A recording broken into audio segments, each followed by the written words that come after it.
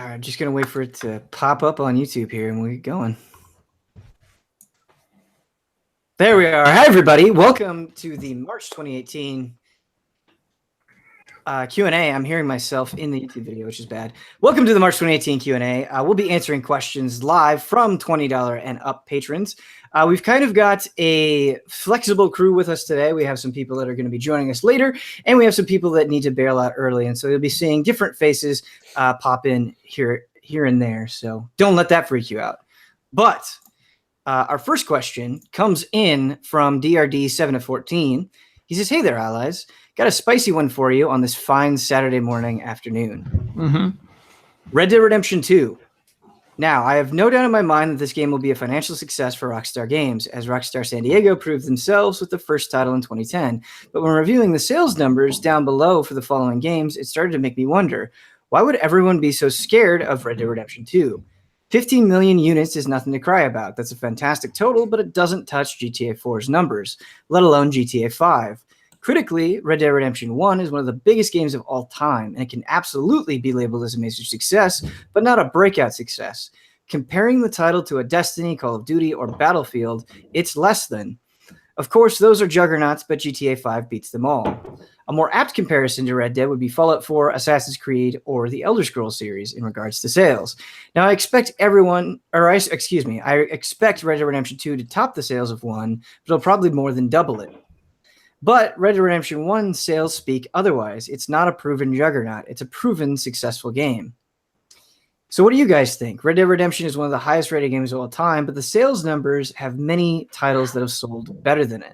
Why is everyone, allies included, expecting Red Dead Redemption 2 to blow the sales out of the water, especially compared to Grand Theft Auto 5? Kyle wants to say something. Yeah, I mean, it's a really interesting question. I got a lot of thoughts on it. I just think that Rockstar is different even from the GTA 4 times. I think they're better equipped to sell this game today. And so I think you're right that it will double the sales, but that puts it in a really good spot. I mean, that is a juggernaut if it doubles those, what was it, 12 million? So yeah, I honestly think that it will be one of the best-selling games this year. I agree, because this is Rockstar post GTA 5. You know, They have that under their belt. And we've looked at these last couple of years of these games just hitting huge sales milestones, like other companies like Capcom with Monster Hunter World and Yakuza and whatever it may be. I think a similar thing is going to happen, and it's going to sell just out of control. I think Red Dead Redemption was a lot of people's first Red Dead game, even though it technically wasn't. But now Red Dead 2's coming in with that sequel hype, baby. Sequels always do great. I think it has the potential to do what y'all are saying. I only expect Red Dead sales to go up. I think some of the hesitation that we sometimes show about, like, should anything go against it, is just due to Rockstar's pedigree. As Huber said, Rockstar post GTA 5 is a force to be reckoned with. They've always been a force to be reckoned with, but more so than now. That being said, I mean, you should do yourself favors if you're a publisher and not release alongside another major game. But I think I don't think other publishers should be as scared of it as GTA. It's still going to be big, but it is still not Grand Theft Auto. I think something can be released a week before, a week after it, and be just fine if it's big enough. It's not a GTA 5 situation, or it's not GTA 6 essentially. One part of the question I think is fair is that when Call of Duty said we're going to be earlier this year, it probably wasn't because of Red Dead Redemption 2. Because you're right, I don't think that Red Dead is going to hurt Call of Duty this year necessarily. When talking about it, like Red Dead Redemption 1 sales, the biggest reason Grand Theft Auto 5 did so well is because of the multiplayer. I mean, for as critically acclaimed and as well as that game did for its single player, it was really the additional multiplayer which came later that gave that thing the monstrous success that it had. And we don't know what Red Dead Redemption 2 is exactly going to be yet. We don't know how people are going to be able to interact with it and what the multiplayer is going to be like. But assuming they take the lessons learned from Grand Theft Auto 5, like, couldn't you envision just as large of a success, if not potentially even bigger? I don't know. Oh yeah, I totally believe the rumor about a battle royale mode. Sure. Yes. Just to clear a housekeeping thing up real quick, there were actually 2 questions before the one that I was reading that we're not displaying on Patreon. And so there's this bug on Patreon where sometimes it just doesn't show your question. And what these 2 people did to fix it is they replied to their own comment. And so just putting like a 1-word reply by your question will ensure that we can see it. I'm sorry that that's so frustrating to work with, but if you do reply to it, that should resolve whatever issues have been happening. So the real first question was supposed to be from Alexander, and he says, "Greetings from Russia. Yesterday was pretty normal. You had a group stream, shot a podcast, and returned to your homes. So when all 9 of you woke up on a beach, you were quite surprised. After a quick search, you found out that you are on an island. There are no other people here apart from the peaceful nature, and there's only a single house. The house has 9 bedrooms, a common room, and a basement with enough food and water to feed you for at least several years. Alas, there is no gaming stuff, and you don't have anything with you, even your cell phones. There is nothing on the horizon or in the sky either. You are alone without any chance to escape or send a message to the outside world. Take it from here." So what would we do? We find a hatch. And we blow it open. We go down in and we discover an organization that's been living on the island all this time. Like Umbrella? Right. I was thinking the Dharma Initiative. You got to remember, Ben hasn't seen Lost. None of that made any sense to him. None of that made any sense to me. I thought you were making that all up on the fly. Me too. No. You're in one. Yeah, then once we're in the hatch, I'm probably going to try to betray the team. Yeah, Kyle's Just definitely immediately. Yeah. Unsuccessful. We overpower him because it's 8v1, and Kyle dies there. No, you lock me up like Ben Linus, and so I'm just in like. Who's Ben Linus? Damiani discovers time travel, but he doesn't share, and he doesn't use it. Yeah. He just knows it. It's too dangerous for all of you. You can't let it fall into the wrong hands. He just shows up with a phone sometimes. It's like, what? But it's just like the Final Fantasy 14 subreddit. That's the only thing that can be reached. Can we just have a battle royale like real life? Perfect. Let's do it. Real Fortnite. But then Hubert wins, right? No, because it's real life, not a video game. Can't build that. Hubert has too much compassion. Yeah. I'd like to believe Kyle betrays us and we tie him up, but then he convinces us to let him go, and then he immediately betrays us again. And we tie him up. Oh again. man, is this like deceiving Goku and Dragon Ball every time? I swear I've changed this time. Okay, you can go free. You idiot. Who are you referring to? When he lets Raditz. Oh. The very beginning of Dragon Ball Z. Sure. First thing he does. And like they're all screaming at him, like Piccolo's screaming at him, like, "You idiot." Yeah, and then like same thing with Frieza. He's a good guy, Damiani. Give him a break. Yeah, he's a good guy. Good guy. Not everyone could be like an evil demon born like Piccolo, right? I have to envision Blood doesn't say anything for like the first day, but then figures out a way to get off the island for all of us and is our true savior. Yes. Definitely. And it's just constant bickering until that point. He's just like, I found a raft. He's just like, "Hey guys, let's go," and like just has a plane built. Right. A Zeppelin. But we don't trust him at That too, first because he just says, "I'm going to take you to the woods," and we're not sure what that means. But it's just a way off the island. It's just the way off the island. All right. Thank you for that question, Alexander. Our next one is from Not Jack. Also says, "Greetings from Russia." So, hey, back to back. What are your unpopular gaming opinions that you haven't stated due to worry that the EZA fan base may not like them? I think given the love and respect amount of the group, the fans would appreciate brutal honesty as opposed to other sites pandering. Bonus bit, as one ally releases their hot takes, other allies respond with sensationalist headlines that misinterpret or takes the hot take out of context. For example, Huber says, I think DMC isn't bad. The headline would be, Michael Huber says DMC is the greatest Devil May Cry game. Unpopular gaming opinions. We've gotten this one before. I feel like we've talked about this a lot. Mm-hmm. Yeah, I can't think of a time like something we're hiding necessarily. Yeah, I'm not really hiding anything. The newest one is that I really, really like Sonic Forces. Yeah, I'm not kidding around. Wait, do you really like it, or do you like it? I loved my time with it. Okay, loved. Okay, yeah. Huber has unnatural love of Sonic the Hedgehog.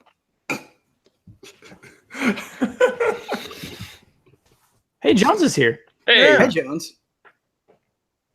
Yeah, I'm no holds barred, man. I think it's all out there in the ether. I can't think of anything I've held back. Yeah, I think we all have a lot of very unpopular opinions. I just don't like double down on stuff, you know? Like I just don't like when it comes up in conversation and I'm like, "Oh, that's that thing I don't like."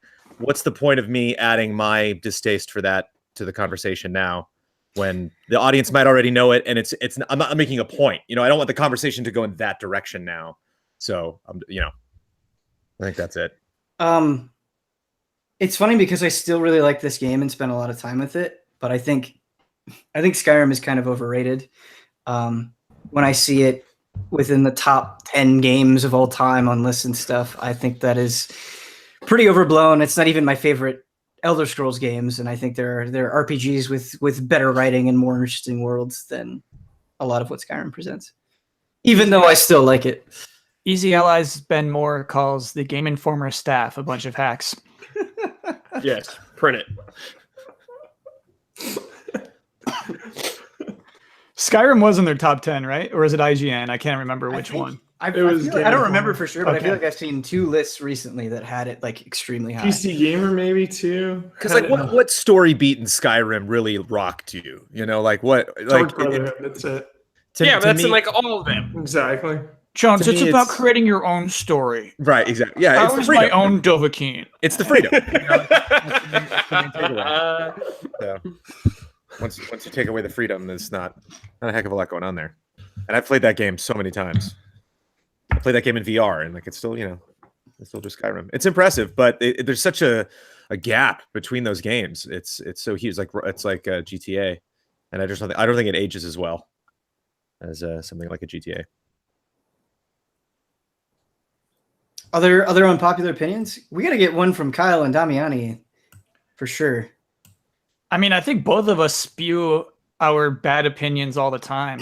I'm trying to think of one that I like have withheld, and I don't have one. Yeah. I think you thinking the first level in Super Mario World is like a bad level. It's like one of the most creative and bizarre ones I've heard. Honestly, Brad, I think that's a good take. I need to make a video about it because I really do believe it's a bad first level. Do it. Okay. I'll make a rebuttal video.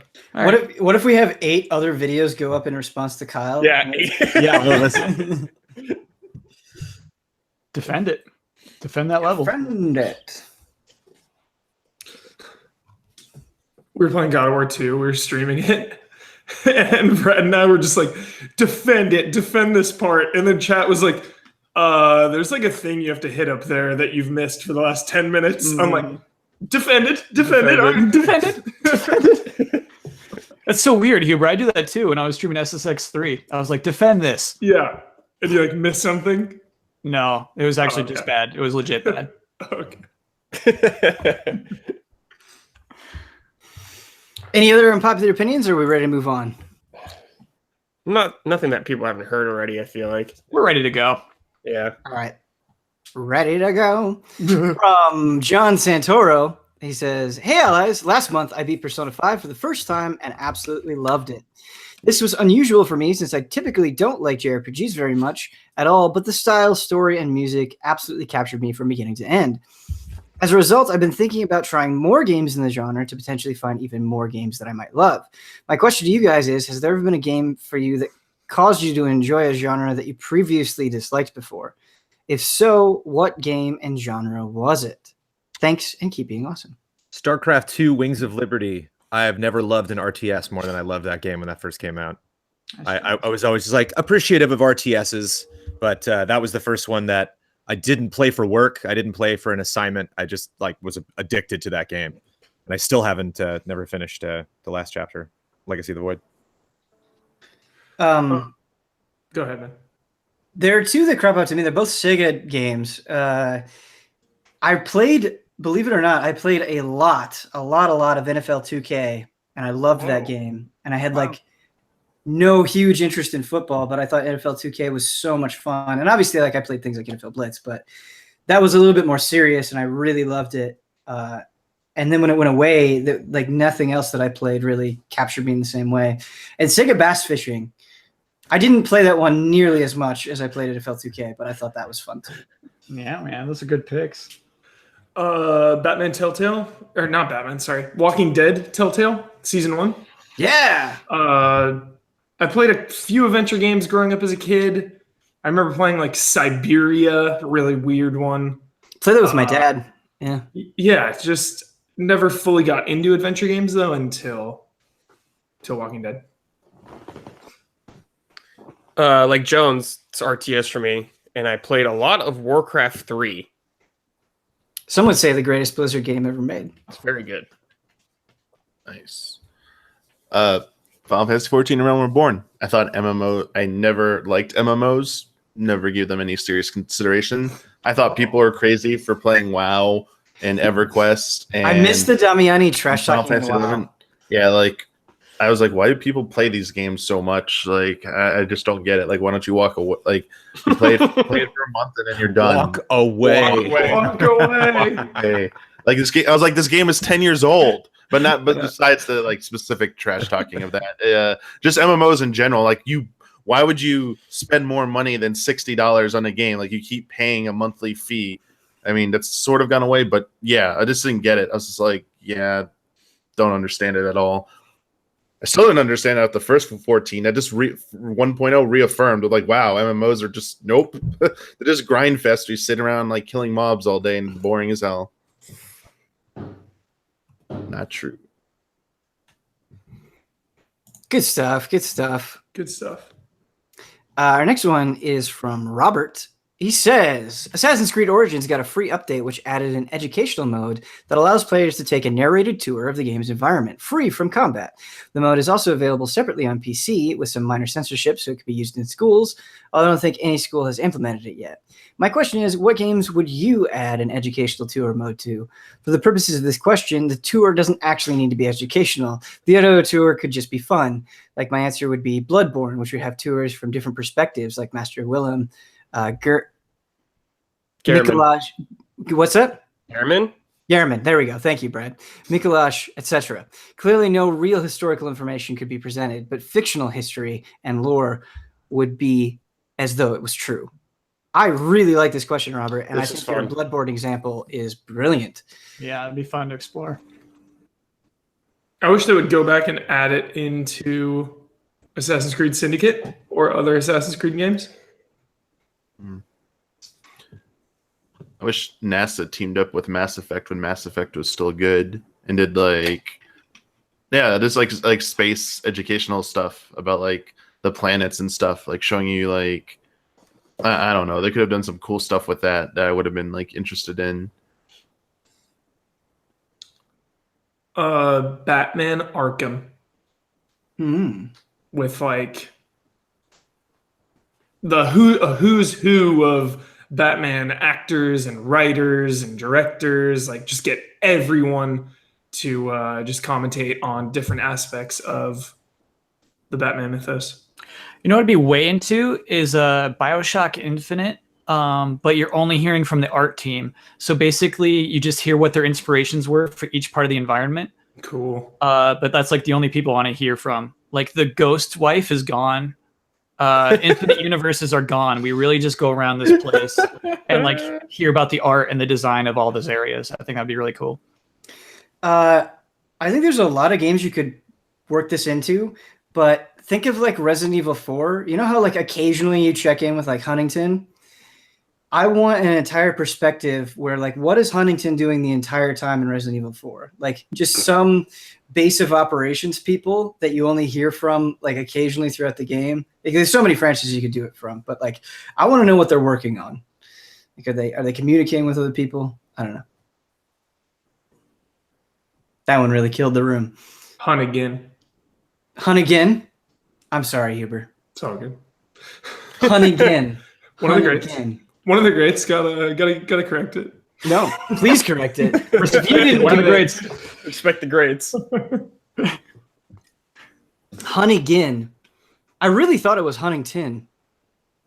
That's close. Well, dude, if we had seen what she's doing at home base, right? I would have known. Exactly. I would have known. By the way, write that down. Respect the greats is a really good tagline. Hashtag, like, anytime anyone says something wrong, you just come out respect and the greats. Yeah. It's pretty good. Any other perspectives? Brandon, you got anything?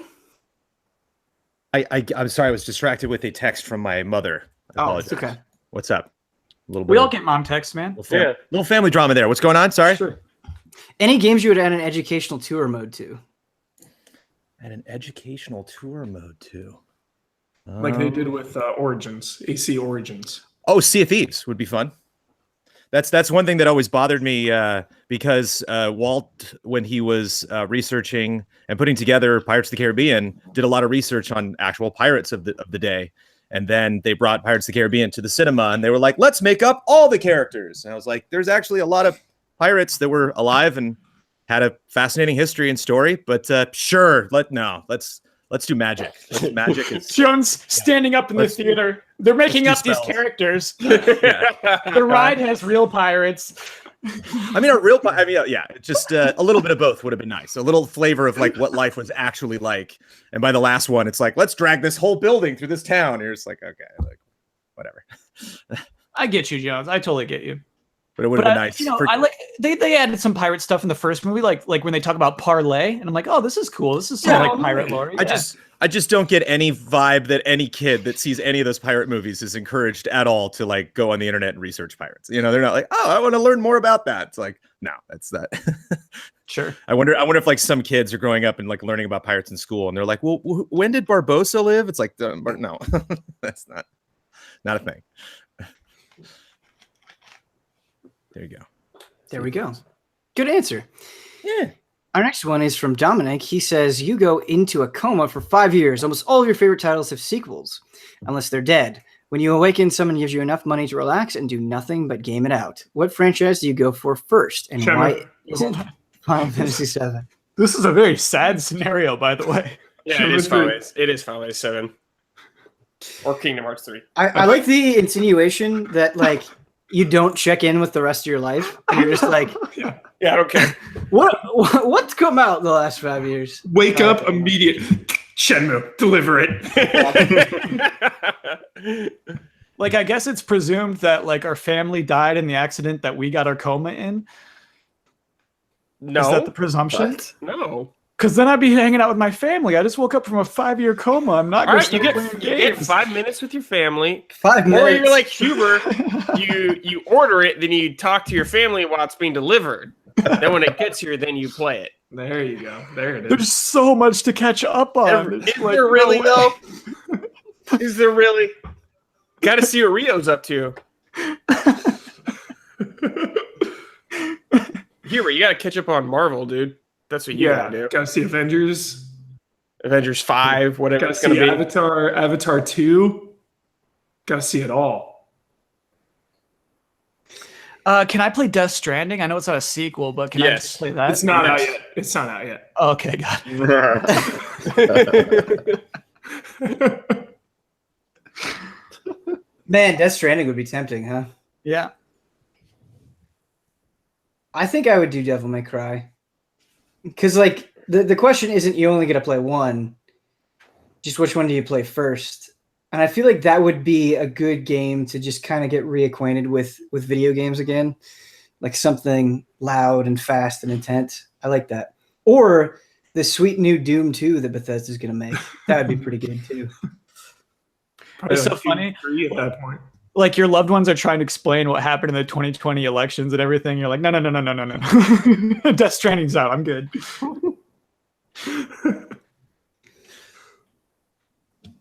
Anybody else? Anything you'd like to play? Give me that PlayStation 5. What on it though, dude? Oh, there you go.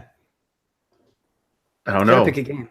I would be like, what is the Final Fantasy VII Remake, the launch title. what is the new?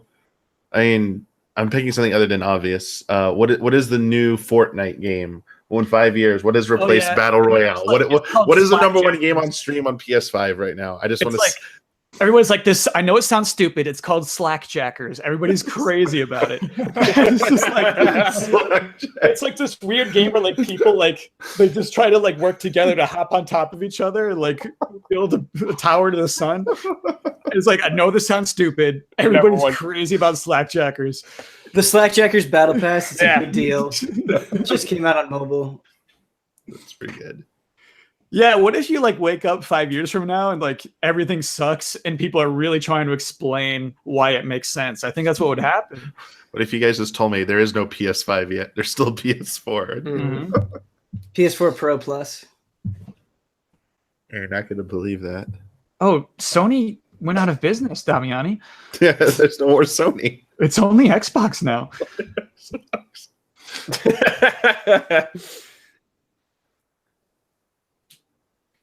I guess if you get removed from games for 5 years, are you excited to go back, or is it too much that like you don't even know where to start?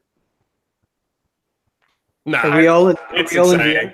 It's It'd exciting. be very exciting. It'd be super exciting, dude. It'd be so fun. You know what you should do to that person if it happened to one of us?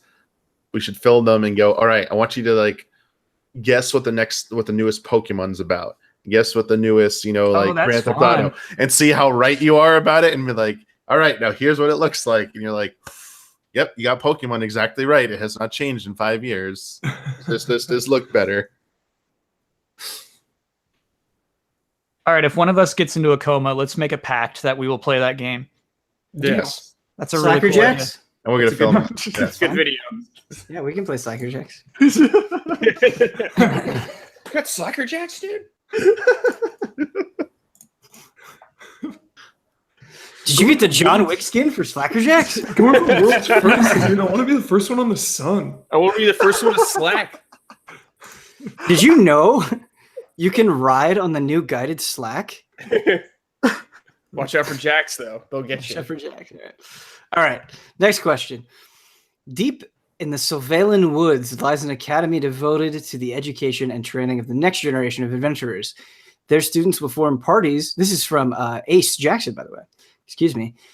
Here, students will form parties with one another and take on quests to obtain fame, glory, and money. There's much freedom to be had here in terms of class. The students choose a path as a focus, and within it choose the courses which would take you to become the best adventurers. The paths are as follows: Divine, Arcane, Shadow, Economy, Lords, War, and Arts. The members of this year's recruits have been pre-selected based on their promise. All that is left to you is choose the path and the class you seek to become that will define your future. Choose wisely, live well, fight fiercely, and bring glory to your party at the Lunar Valen Academy. So I heard the alignments. What are the classes? It seems like the paths, we have to choose a path. Yeah. If I'm interpreting this question correctly. Divine, Arcane, Shadow, Economy, Lords, War, and Arts. There is a PS that might help a little bit. I'll expand your guys' journey into your first days at the school. Choose a path in any class you want your character to have. Warrior, Barbarian, Bard, Rogue, Assassin, Paladin, Mage, Sword Mage, Blade Dancer, Shadow Archer, Assassin. Ranger. Did Shadow Assassin. All right, Kyle's a Shadow Assassin, but what? Shadow Assassin. Okay, got it. Yep. That's the path in the class. Perfect. Yep. I'm an economic warrior. So good. And I've here. got like super big shades, and I like talk about like the economy when I fight in the fighting pits. I want And to like, be. you pick up diamonds and like your shades like. Yep. Sorry, go ahead, Ben. I want to be an artistic barbarian. That's what I want to be. What were the classes again? Barbarian, Rogue. There were a lot of them. I think the list is wide enough that you can basically think of like any D&D class or beyond that you would want to be. Okay. And then a path. And I can read you the paths again. I'll be Arcane. So they're like Paladin or something? Yep. You want to be an arcane paladin? Yeah. It's a cool mix. Brandon? I'm thinking something in diplomacy, because of course I would want to go ranged like right away, but like I kind of like if Huber's handling the numbers, I kind of like being the diplomat, trying to go out and talk to other like political leaders and trying to maybe to discuss peace talks so things don't escalate out of control. But you're still pretty good with a bow. But I'm still, of course, the bow always. And Nice. It'd be nice to have, because of the diplomatic relations, it'd be nice to have a little like cadre of bow slingers that follows me around. Kind of like when the conversation goes bad and they like go for their weapon, the arrow goes by. Oh, what? I'm like, you're surrounded. But let's talk it out. Yeah. I didn't want it to come to this. Now, about those tariffs. Exactly. All right. Damiani. Whatever is the equivalent of a white mage. If there's no such thing, black mage. If there's no such thing, black mage. There's something in healing and restoration. If that's not true, then destruction and death. I think I would do. Simple enough. Our next question comes from Joseph. Business question. Hey, allies. Between the unfortunate lack of Best of Easy Allies videos from Some Game News and seeing Kyle's edited Digimon stream, I'm really hoping we see more of that kind of content in the near future. Excuse me, my schedule is busier than ever, and there's no signs of it slowing down until retirement, so I almost never get a chance to watch your streams anymore. I'm aware that it's not a simple task to edit and curate your videos, but would you be willing to make some sacrifices in other areas to produce more highlight reels? From a business perspective, I believe it's a good way to grow the brand because it's easier to share and consume highlights rather than getting a new viewer to commit their curiosity to long-form videos. If producing this stuff is too much of a time commitment, would you be willing to work with the community to ease the burden? I love you guys so much, and I don't want to miss a thing. I hate to imagine missing all those gems from the Beastly playthrough, but unfortunately, that was the last full stream I was able to watch. The answer is yes. Yeah. I just edited and put up Far Cry. Basically, it was a highlight reel from the stream, and that was actually something we talked about at the meeting, where we kind of run into a situation a lot of times where we want to cover something, but we aren't in time for a review or can't commit to a review or don't skip or something like that. And so we're going to try to do, and this is what Kyle did with Digimon, and this is what Bloodworth did with the two racing games, is they basically turned their opinion piece into a 15, 16-minute video. And that is something we're definitely going to try to do more of. It hasn't happened a lot yet. There's 4 of those videos total, but I think we're going to try to get everybody to do that as regularly as we can. Talk to Huber about like maybe doing Fortnite highlights, and that seemed like something you were into. Not because we're trying to get on the Fortnite craze, but because Huber actually likes Fortnite, and you guys seem to enjoy watching him play it. So, yeah, just from a time perspective, my edit took like about 3 hours. So you're like, that's around where that would be. And so I don't think I'll be doing those again until like Box Peak is well on schedule. And also I wanted to give a shout out to Some Game News because there's been the 3 parts of all of the 50 hours of our Easy Living, our beach house. That's all been put online. So that's still going. So yeah, check out that channel still.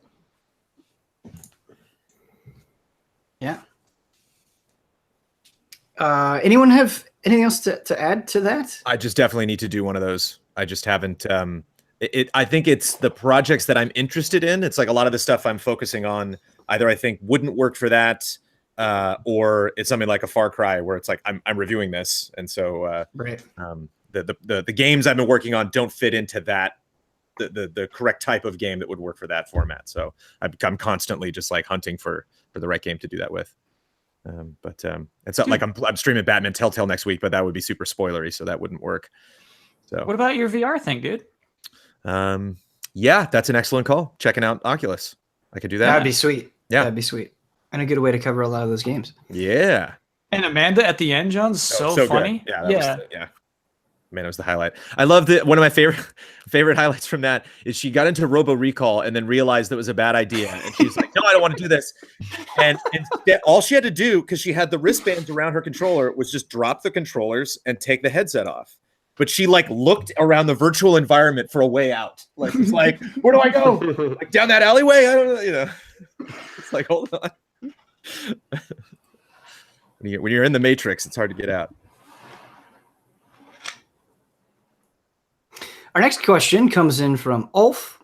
He says, "Hello, allies. What is your favorite stream or stream series you've done in the past year? Group streams, special events, press conferences, or other action streams like E3 or Nintendo Direct do not count." Oh. Okay.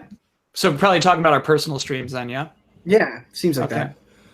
The Resident Evil full franchise playthrough and culminating with Resident Evil 7 was my favorite. That's over a year ago, isn't it, Huber? Yeah, but the DLC is like still kind of fresh. Okay. All right. Like concluding with Joe Baker after all those Resident Evil streams was really fun. I'll double down on Batman because that was fun playing that and getting an instant reaction from people that did different things. So it was nice not just playing those episodes right away, but having a lot of people in the community have already played it. And so when I would, I have no regrets. Ultimately, like obviously there's ways I wish the story had gone, but no regrets over the decisions that I made. But it was fun to see chat just be like, no, like sorry, Jones. I cannot wait to. I'm going this way. Yeah, I'm stoked now to like compare it to mine. I've seen so many good sentiments about Part 5 online, so very excited. Easily Paper Mario for me in the Thousand Year Door, and that's like 100% how great that game is. I think going in, having not played it, and seeing chat was so passionate and enthusiastic about a game that it made it so much fun to go through. Like what a hilarious, like relentlessly creative game it was that like I'll never forget that experience. And it was a pleasure like it felt like I was playing through it with like 200 other people and everybody was having a good time. And those are the best streams when you can just kind of snuggle together with something that is like so good and there needs to be more of. Like 10 out of 10 game. Shadow of the Colossus full playthrough with Brad. Like just really having a good time with Brad, just like riffing off like everything in there. Just highlighted how fun it is to play with somebody else, even if it's like a single player game, and handing off the controller. Like it makes it such a better experience. How long was your run? I'm sorry? How long was the playthrough? Like 6 hours, I think. Yeah. Around Nice. there. Yeah. Nice, dude. I had a lot of fun going through Kingdom Hearts games on stream, but just speculating all the nonsense that goes on the stories with everyone else. A lot of fun. Because like I don't get to talk about a lot of those games with other people, besides like maybe Damiani and Huber every now and then, who are kind of like caught up. But so when people are actually like engaging with me on how hilarious it is, it's real fun for me.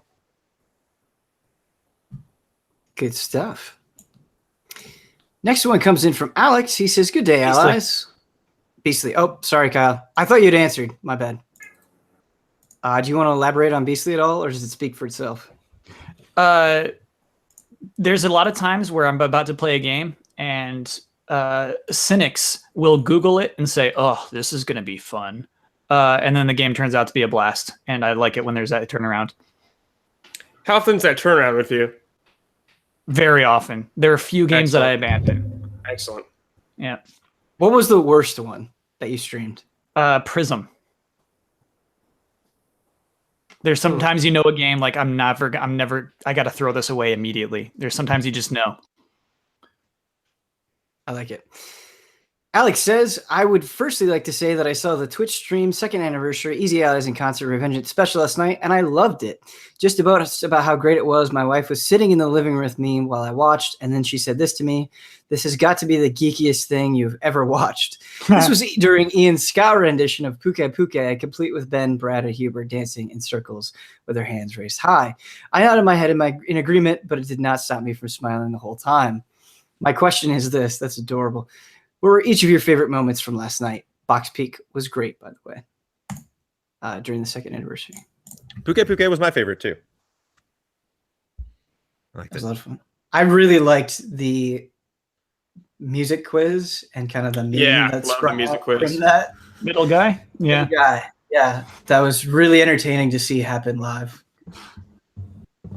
I really enjoyed seeing Box Peak. 10 out of 10. Cody, Goaty. Box Peaks Goaty. defend it. You can't. How about you guys, Damiani and Brad? Favorite moments from the anniversary? Oh, mine was Damiani's music thing too. Cool. Jones trying to sing "Last Surprise" was really good. that was pretty good. Wait, why trying to sing? I love the try. Yeah, that was very. right. No, he did a really good job. But like, Look at this smug guy over here. no. Do you not understand like that song's lyrics? Like it's like it sounds like English when Okay. All right. it's like if you're a native English speaker, I think it's actually harder to sing that song. Easier than Persona 4, though. Oh boy. Yeah, Wow. that didn't come across to me as like smug. I thought Like Jones did an No, I love it. amazing job with the material. Like it's a good song, but like the lyrics, like the enunciation is just a little weird in English. So it's like I would never try and do that. Like it sounds so bad, and Jones still made it sound good. It's like whoa. I learned so when trying to take that on is like I was like in live. I was like yes. I was like now I just got to get a clean recording of this, and we got to replay Persona 5 and insert Jones's version over the battle music every time. And chat will love that. Busted Trifecta, another one. Don's, yeah, good stuff. This is way weird. One of my favorite parts was the giveaway at the end. So we had a weird raffle system where people put tickets in for the prize they wanted to win. So it really pleases me that someone out there has Jones's painting and that person chose to want Jones's painting or the pasta shirt or some Box Peak puppets, So I really like that. And it was fun to give away kind of like meaningful Easy Allies gifts. Thought that was kind of cool. that's a good pick, Kyle. I like that. Professor Metal Gear asks, if you could pick one planet or satellite to visit from a fictional world, video game or otherwise, which is not an alternate version of Earth, which place would you choose? Azeroth. Hmm. Just to see what it looks like, like You know what it looks like, dude. That's a good one. yeah, but I wouldn't be a cartoon, Brandon. It would be a real world, like it would end. Oh, okay. When the Warcraft movie came out and I saw Stormwind, I was like it just seemed I imagine it's somewhere in the middle, where it was like the cartoon, like the Goldshire in the cartoon in the MMO is like 2 buildings, so like that's we need more than that. And like Stormwind to me was just like a little too much. It was just like super dense. It just seemed like copy paste. So it's something in the middle would be really interesting. It'd be interesting to like meet those characters, to talk to like Jaina Proudmoore and stuff, and like see like what she actually is like in real life. Witcher 3. It's brutal world. The question's weird because it said planet or Yeah. satellite. Yeah. So it's not what game world do you want to be in, Huber? It's what planet do you want to explore? You could pick something from Super Mario Galaxy. Okay. All right. You just gotta know the planet name, Huber. What planet was Witcher set on? Isn't it Earth? Oh, then it's excluded. If it's an alternate version of Earth, you can't answer that one. Okay, sure. Very much not Earth. I feel like this is not exactly following the format of the question, but I'm going to pick Termina just to see, like, I know I'm going to die in 3 days, and so I'm in this crazy place. What do I do? Yeah, I don't think that's Earth, Ben. That's not You think Earth. that- You got it. Yeah, that's not Earth. safe. Okay. Yeah.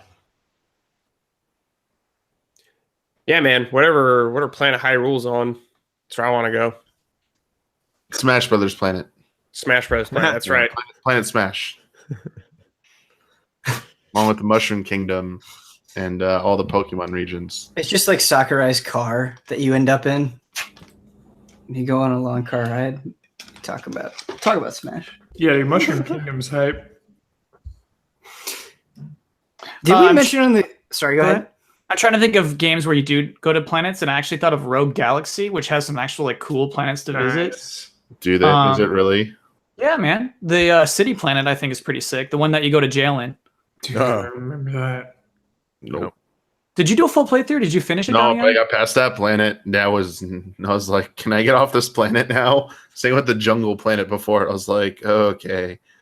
So you're done. You closed the book on Rogue Galaxy. Yeah, you just spend so long grinding through repetitive zones in that game. I was just like, no. Oh, you don't have to grind if you're good at it. Actually, everyone in chat was like, the proper strategy is to near the first save point, every zone is grind for about like 30 minutes to an hour, and then you'll like be fine. No. That's not right. But I didn't do that, and I was like okay most of the time. Kyle, has your opinion of Damiani fallen lower? No, no. I like Rogue Galaxy a lot, but I still like hate the ending. So like that he didn't have to see it is good. Level 5 it was on the road to getting better for level 5. Yeah. Next question. Simon Wallace says, "Hey allies, I'm playing through and enjoying Assassin's Creed Origins right now and was curious to know which country/era you'd like to see the series in next. I know that feudal Japan gets brought up a lot. Yeah. Personally, I'd love an AC game set in China. It was during the Warring States, fall of a dynasty period. There'd be plenty of famous historical people to assassinate." Yeah, like Shanghai in like the early 1900s, late 1800s, similar to what Team Bondi was going to do with Horror of the Orient that never came out. I would love that setting, like Shanghai in the early 1900s. Is that when we're developing trains? I guess so. Yeah, it's just very like it has like so much Western influence too because of it's like occupied and just I think it'd be really good. What about like a Norse Viking themed Assassin's Creed? That'd be pretty cool. Yes. Hubert mentioned a rumor about ancient Greece. I think it'd be sick. Man, you know what? That would be so good. Just think really of the things you could climb on. Yeah. And like there is a vomitorium for sure, right? Like that's so cool. And the educational guide where you can learn all about vomitoriums.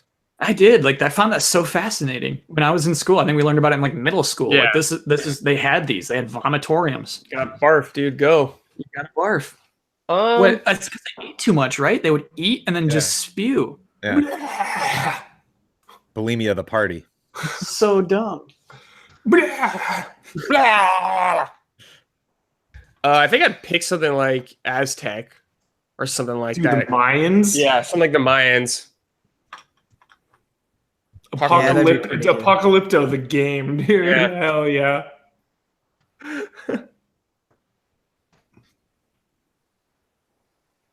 If they did that sort of Assassin's Creed, I wonder how hard they would go with the violence.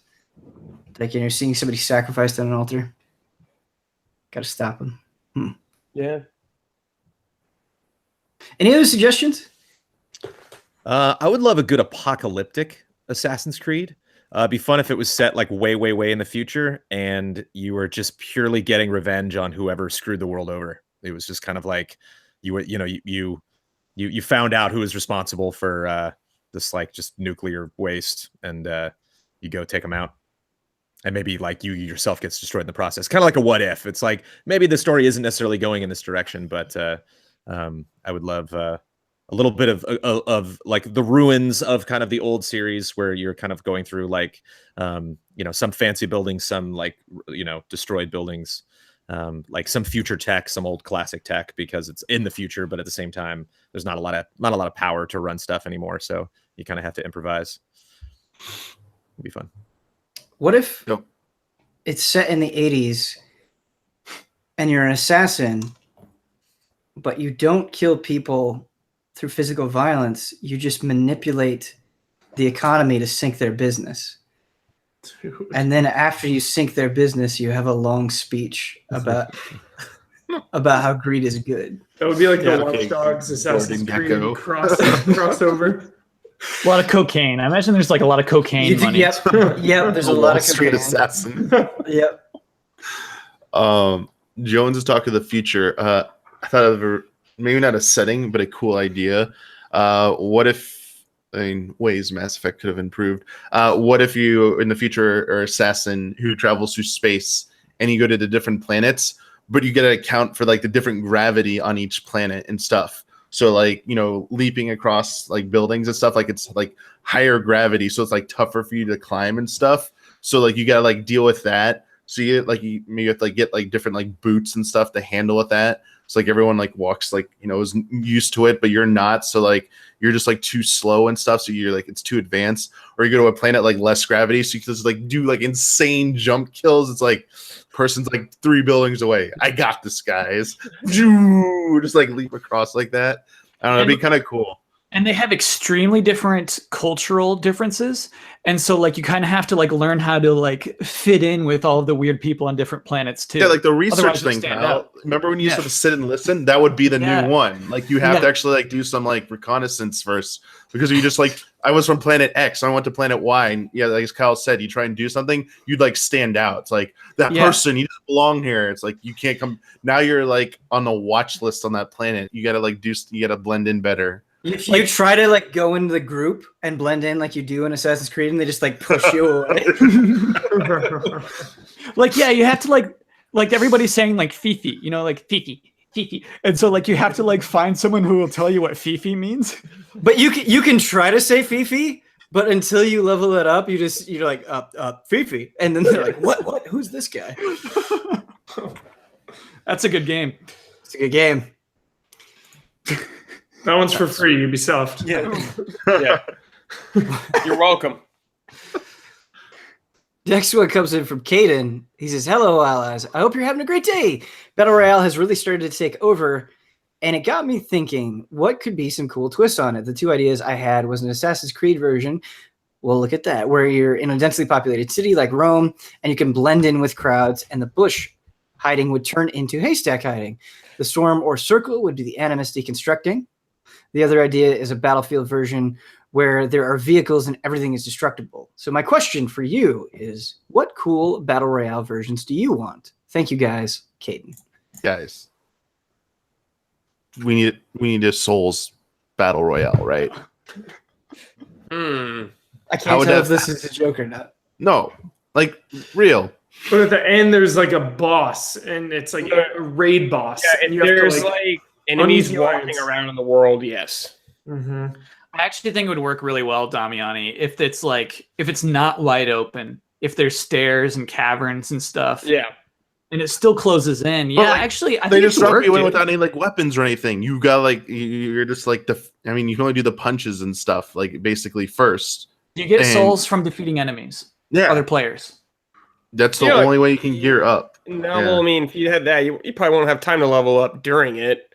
I think if you could just like find equipment and there's enemies walking around, it might be a little easier. Yeah, you So don't know. I what, can you carry know. any weapon, is what you're saying. Yes. Yeah, you don't know Yeah, what you don't you're need gonna get. stats necessarily. If you Yeah. find a spell, you could use it. All right. Yeah, I think it's honestly feasible. It's pretty cool. Now it's free from software. You can take that one too. One where you're animals. You descend from the sky as a life spirit, and as you get closer to the ground, all the different animals that are in the vicinity highlight. And so you're like, oh, that bear. And so everyone's like floating towards that bear. And the second a spirit goes into an animal, they got it. And then you got to just hustle around to try to find one. And no guns, no ranged, all melee. And This is a 10 out of 10. and you think like, well, you know, like a bear versus a squirrel, but like the squirrel's super fast and it can run up that tree. So if you're a bear and you got to get at that squirrel, you got to figure something out. Maybe just push them, like knock that tree over and get him out of the tree. You're like, My gosh. That one's for free. maybe there's like a stamina thing with birds, so they can't just fly forever. Like you got to land at some point. Jones, I think that like there have to be like syringes. So as a squirrel, I could potentially puncture the bear with my needle. Sure. Okay. No, throw some acorns at him. It's not going to kill a bear. No, I need to Hit like him in the eye. I need to like poison it. You got to be outgunned for fighting a bear. It's got to be All right.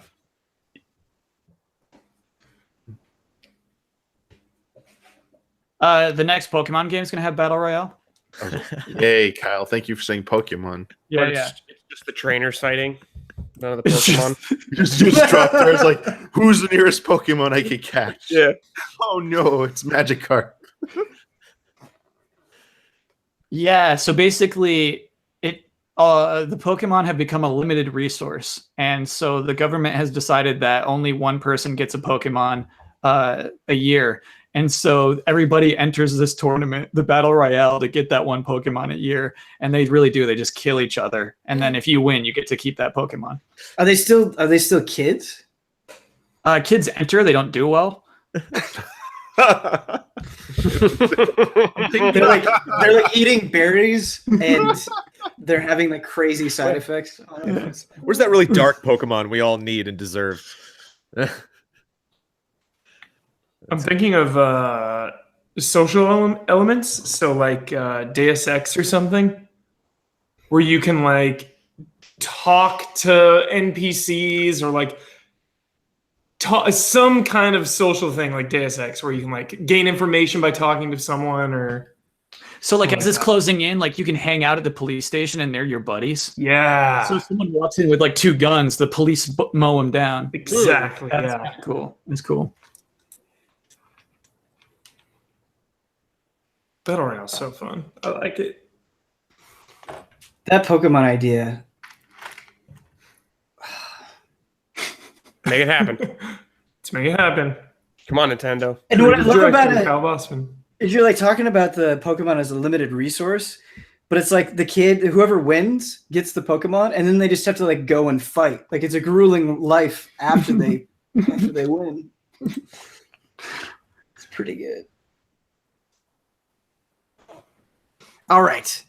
Our next question comes in from good old Mike Hook. He says, hey, congratulations on your 2-year anniversary. A little history for you. Almost 4 years ago, on April 8th, 2014, I watched Bosman and Damiani do a live reaction stream on Twitch of the Super Smash Bros. Direct. You guys remember doing that? I don't remember you doing that. Which one? Which one? Yeah. 2014. It's for Wii U, Damiani. It's Wii U and 3DS. It had to have been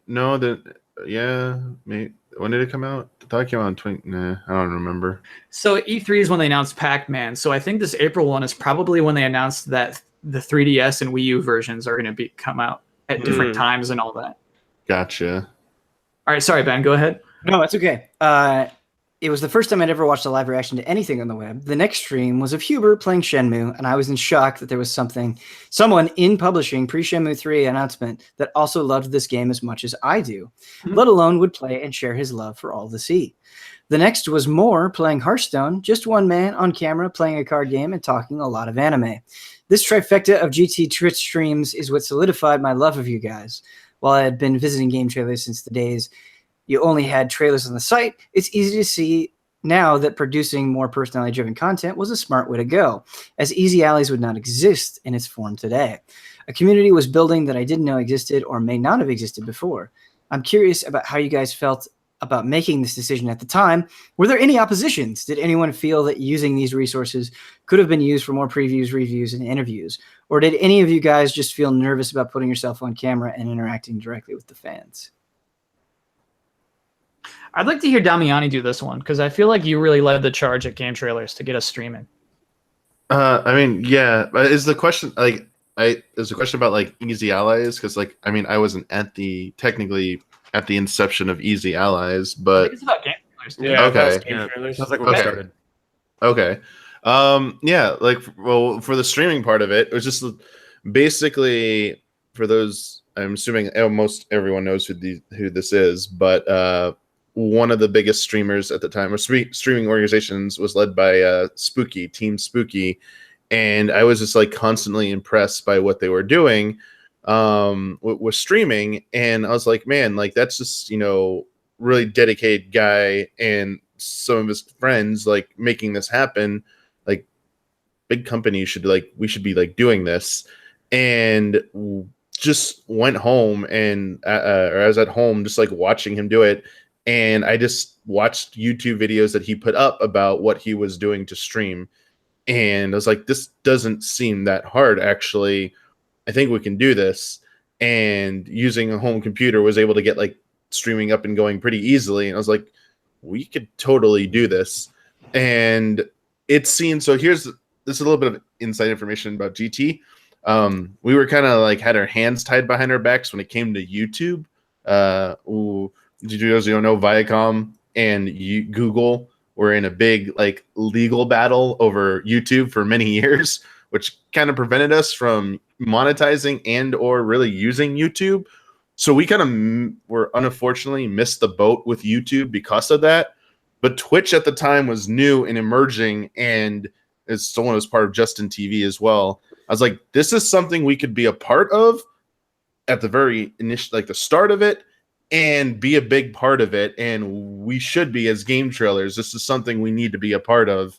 And I remember just having to bring in my own computer to show off how easy it was to do, because people, people were saying, because it's Viacom, MTV Networks, they were in Spike, they were like, you need huge cameras, you need a studio room. Like they thought of it as like TV broadcasting. I'm like, no. It's over the internet. Like, well, the same thing. I'm like, sort of, but you don't need that to do it. I had to like demonstrate it there. And I remember like someone coming in like, oh, I'm watching my phone, it looks great. I'm like, so can we do this? And that pretty much started it.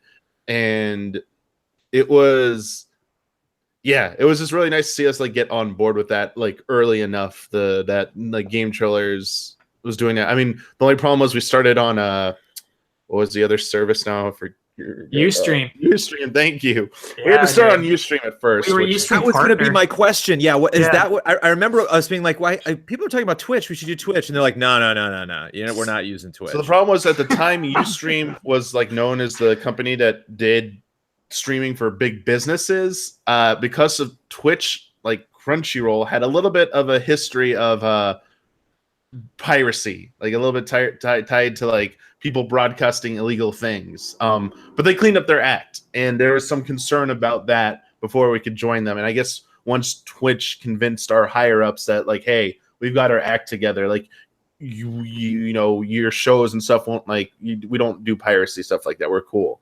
And they're like, yeah, we can stream on Twitch. I remember that moment we got the green light to be on Twitch. I was like, thank you, let's do this. So I do want to say for Ustream, I felt bad leaving. Like they wrote us really nice emails. They didn't want us to go, but like we kind of had no choice. Yeah, they were really nice to us. Yeah. But the problem was everyone who had anything to do with gaming was doing it on Twitch. That's where we needed to be. And putting it as nice as possible. It's like, unfortunately, the gaming community has not selected you as the place to do their streaming. That's where we need to do our business. Yeah. That was streaming. Yeah. Yeah. I gotta go now. So Hi, Brad. gotta pop out. Blood's coming in soon. Goodbye, everybody. See. Bye, Brad. The only thing that I wanted to say, and I don't know, Kyle, if you could speak to this, because I know like Final Bossman started up before I got there, but like pretty much immediately when I got to Game Trailers, there was kind of this like sense lingering in the air where it's like, this could end at any moment. And that was pretty much from the start of 2013 to when it did actually end. Like that was a sensation that had like was there before I got there. Yeah. And I think sometimes people see the switch that happened at Game Trailers as like oh, this was a super calculated decision. And a lot of times going through it, it was kind of a mix between like, what do we want to do and what do we think will actually work? And we tried so many things. Like I think if you go back like from the end of 2013 or all of 2013 through like 2016, we did so many new shows and new ideas at Game Trailers, partly because it felt like the powers that be knew that they weren't going to keep us around all that long. And part of it was our own desperation, you know, trying to find new stuff. And I remember that being both really depressing and really liberating at the same time, because it's definitely like a sensation that got worse over time and more intense for me. I don't know. Yeah, Ben, that was lingering like before Final Bossman even. I remember like having a meeting where it's like, hey, things are pretty bad, but we always see a spike every time that there's a new console release. So we expect when the next PlayStation and the next Xbox come out that we'll be back. So we're a little lean right now. We can't get you a raise, but like Game Trailers will be back. Isn't it one of the greatest things about Easy Allies that we can laugh about this now? You know, Oh yeah, for sure. Oh yeah. and just crack up. Yeah. Yeah. So that must have been like 2012 then for you, Kyle, right? So Yeah, new consoles count. That's interesting. You probably had a meeting. You were in a different meeting. It was a one-on-one meeting. Yeah, because I remember us like 2013 was like, hey guys, this is like we have to have a good year here. Like, you know, we can't have things fall behind. And then like that, but that was like 2013. And yeah, we were saying the same things about the consoles. Like, oh yeah, it's just because this console generation went on too long. Like PS4 and Xbox One, we'll see the bump and everything will be just fine. And I was like, oh, okay. All those shows we did make though, like it did open up that opportunity to finally do the shows that we had crazy ideas for. I feel that because like maybe some morale was low because everyone like you both hearing you and Ben say like, man, it feels like any moment this is going to be over. I'll be like honest, in 2013, I was like, it wasn't until like towards the end of 2013, I started seriously thinking like, they could close this anytime. Like beginning of 2013 is like, we'll be fine. You know, we're cool. Oh. But like shows, like the shows, I feel like some of the shows we did would have either been bigger or might have found more success. If some people were just like, I'll be honest, this didn't feel like they were into it because like, yeah, we're gonna be shut down, or why should I put so much like effort into this? And the like one of them was like, thanks for playing. It seemed like everyone was so excited about it initially, and then like people started to hear like, oh, you know, rumors you might be closed down and stuff, and it was like, should we really put so much effort into this show that's like probably gonna like not be around for much longer? I was like, I don't know. That show, like, I remember we were so excited about it because we were like, I don't know, some of us were so obsessed with like the one-up show at that point, and we just like, yo, someone needs to bring back a show like that because that was so amazing. And then just, I think also we didn't realize how much work actually went into it too, which was like another part of the equation. There'd be times when like Ryan would be like, all right, who wants to do a segment this week? And like no one would reply. He's like, all right, we're not shooting it this week. No episode this week. Fine. I was like, oh no, this did not go as well. I remember pitching Huber syndrome in the or Huber hype, I should say, in the coffee room. I went up to Ryan Stevens and I was with like pluses as well, and we both were just talking, and I was like Ryan, like, what if I did like the opposite of Annoyed Gamer, where it was like, you know, hyped up gamer or like jolly gamer or something, and he just looks at me and he's just like, no. And just walks away. I was like, all right, it's cool. But then I asked him, did we not do Huber hype until Defy then? Yeah. Oh, whoa, that dude. didn't happen at Viacom, no. I didn't realize that. That's very funny. No. But then, you know, I talked to him later. It wasn't his fault. He was like, you know, he was like, yo, we just can't do any like new things. That's funny, dude. Yeah. But it was like, it was that mentality, you know. I was the only reason I suggested it was because it felt like game shows could shut down any minute. Yeah, you know? Get your face out there, dude. So that's what I was like, oh, nothing to lose. Like, you know, let's gotta work on the brand. Yeah, let's try something. Yeah. I think with it could shut down at any minute. It all is like a huge jumble in my brain. It's like, okay, now you're working on reviews. Now we're doing this big thing sponsored by Papa John's. Now we're doing Thanks for Playing. Like, it was just all over the place all the time. Papa John. What I remember the best about game trailers, though, and what I missed the most, or one of the things I missed the most, GT Not Funny. I thought those were amazing. Yeah. All of them are so good. So fun. And that GT Not Funny felt like a show that could only be made when the company is closing down. Like from the beginning. Yes. Yeah. It was the stuff we were told not to do when I first got there. And it was just like, it was all bets are off at that point. I wonder how much of that being told not to do that originally was because we had so many signed partners already bringing us like personality driven content. We had like, Hey Ash, we had Megascore, we had the Angry Video Nerd and Screw Attack. Keith Abacary. Yeah, Keith Abacary stuff. And then like even like Marcus Beer stuff. It was just like we had so many personality driven things from that.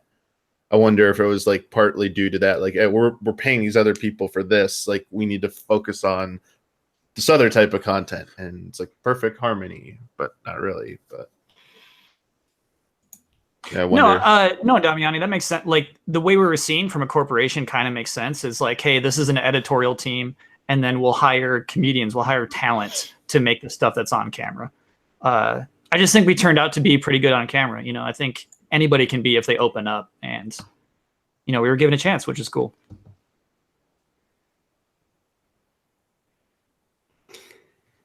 Are we ready to move on? Oh yeah. Okay. That was a long one. We spent like 15 minutes on that one. No, it was Jones. You also had no input, so it was like you were ready to move on that whole time. I was actually going to bring up thanks for playing, because somebody mentioned it. I might have been at the meetup or something. Someone recently, a fan, reached out to me and said that was their favorite of all the GT shows. Wow. Like, I was not expecting that to come out. Yeah, the reason why I didn't chime in, because the like things are changing. We're trying different things. Like, that was game trailers like that since 2002. Like, it was never the same thing. It took GT lasted for about 2.5 years, and then everything changed. Like, my boss changed, the employees changed. So yeah, around that time, and 2014 was I was privy to the information that we were actually being sold. So it wasn't like a rumor or something where it was like, I wonder if that's going to happen. It's like, I know this is going to happen. It's just a question of what day, and it sucks that I can't tell any of my coworkers what's going on. So yeah, 2014 sucked. One of the worst video game years ever, too, John. That's funny. 2014 was It's an off year. a bad year. Yep. All right. Next one comes in from Joey and Kate. Has the panel ever lied to someone just so they could stay home to play games? If so, what was the excuse? Example, I don't feel well today, so I can't hang out. GTA Vice City. I'm sick. From school or to friends? School, friends, Okay. parents, everyone. But I did it on like the third day. So I, It's calculated. Exactly. Went to school the first 2 days, like got to play. And then on that third day, it was like, all right, here we go. Playing my cards. And cashed in. And just played Vice City all day and night. Because nobody fakes sick on the third day. Exactly. Nice, Huber. Had the game already.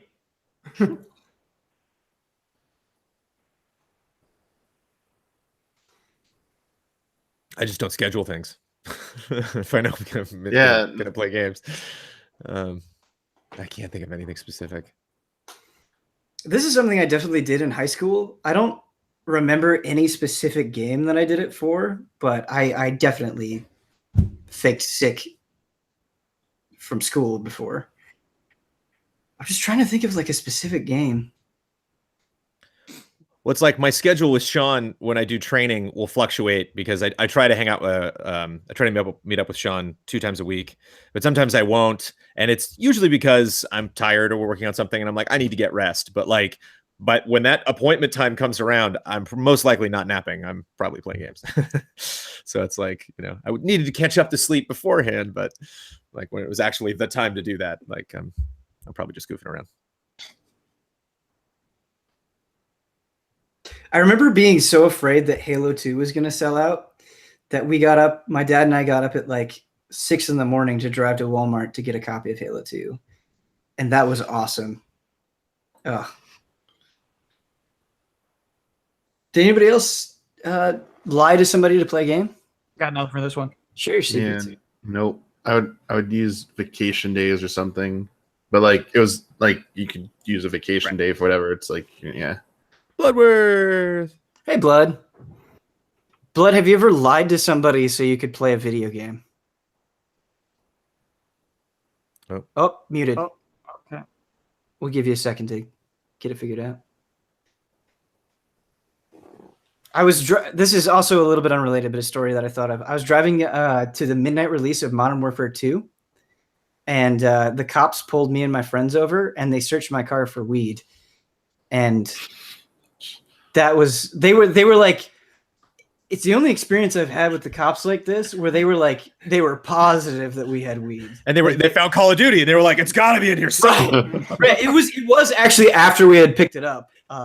And they searched everything. Oh, dude, I almost had a heart attack the other day. I was driving up Lincoln in Venice, and I look over to my right, and there's just a cop on this bike just staring at me. I was like, what the hell? He was just right up against, like, what's going on in that car? Okay. And then just kept on going, like, I'm like, I'm in traffic. What on earth could I have done? Ugh. You with us, Blood? No. Okay. All right, Mm. Blood, take your time. Take your time. No audio. We're gonna move on to the next question from Donato. I hope I pronounced that right. Also goes by Donnie. What's up, allies? I just want to say thank you for all of your amazing work you put in every week. I know without a doubt your schedules must be extremely busy, and as such, I just wanted to let you know. Oh, there we go. There's Blood. Thanks, Blood.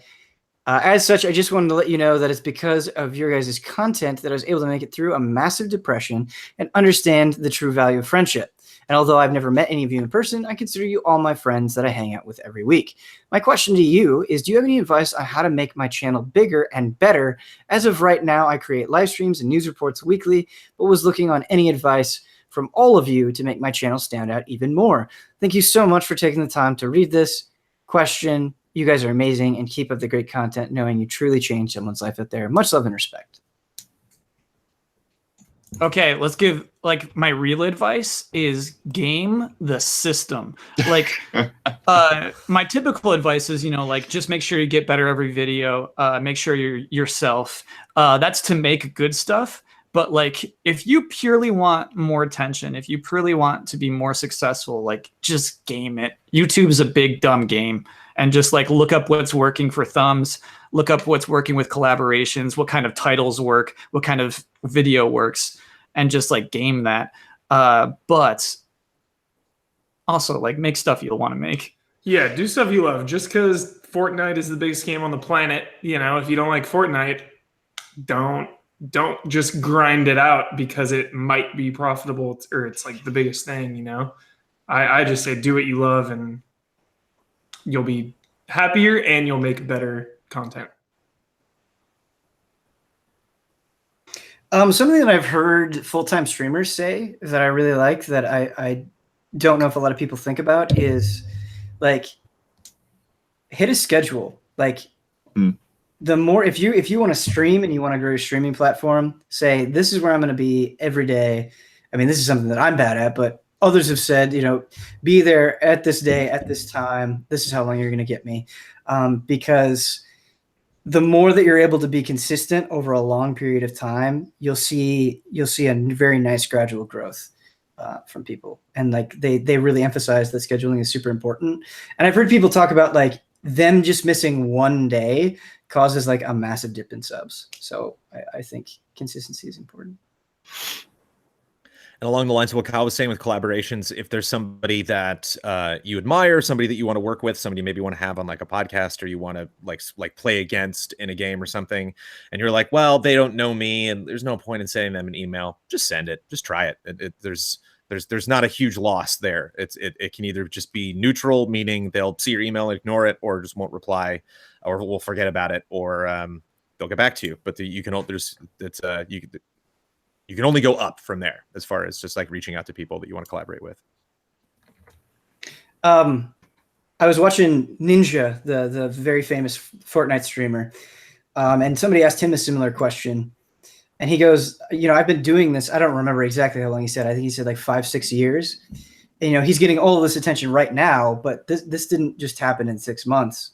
And I do think, in my experience and what I've seen reflected with really, really popular people, like, you also just have to be persistent. Like, you spend a couple of years being a complete unknown. Like, that's not an unusual thing. Just because you work really hard, doesn't mean it's going to happen right away. Like, you got to work really hard for a long period of time. And the only thing that's going to get you through it is exactly what Huber said.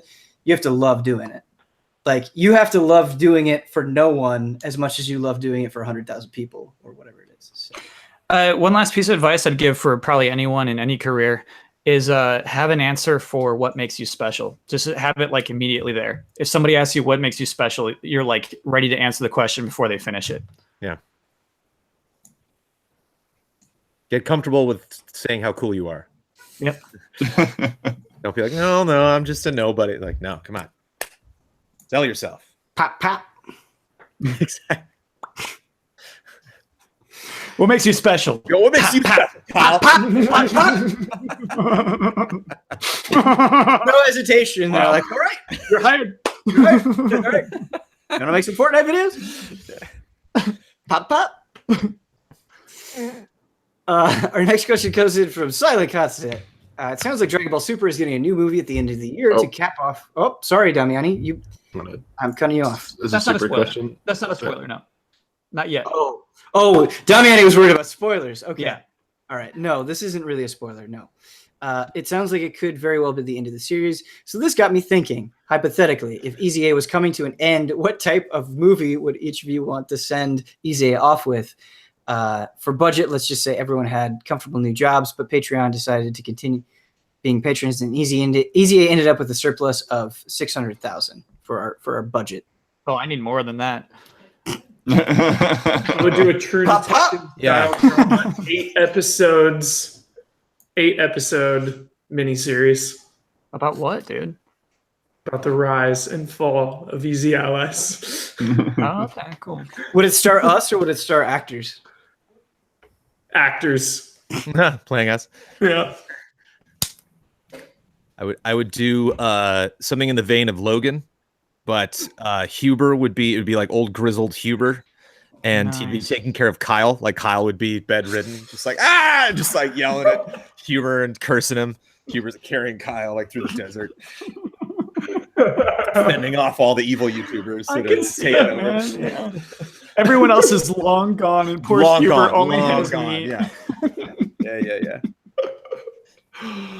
Oh, that's good. I don't know if I have an answer better than that.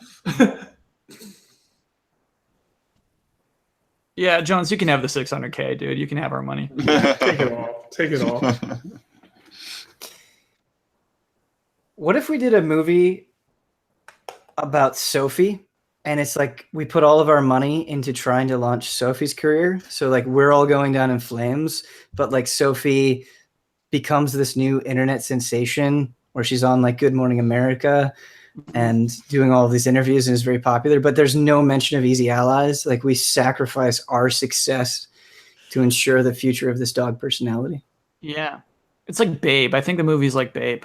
Okay. I think we should hire a Bollywood studio to reenact all the highlights of Easy Allies' lifespan. So, you know, when that moment happens, when Resident Evil 7 is announced, it just breaks into a full song and dance. It's a good idea, Blood. Like that's a very good idea. A 12-minute dance about the Resident Evil reactions. Yeah, man. Wow.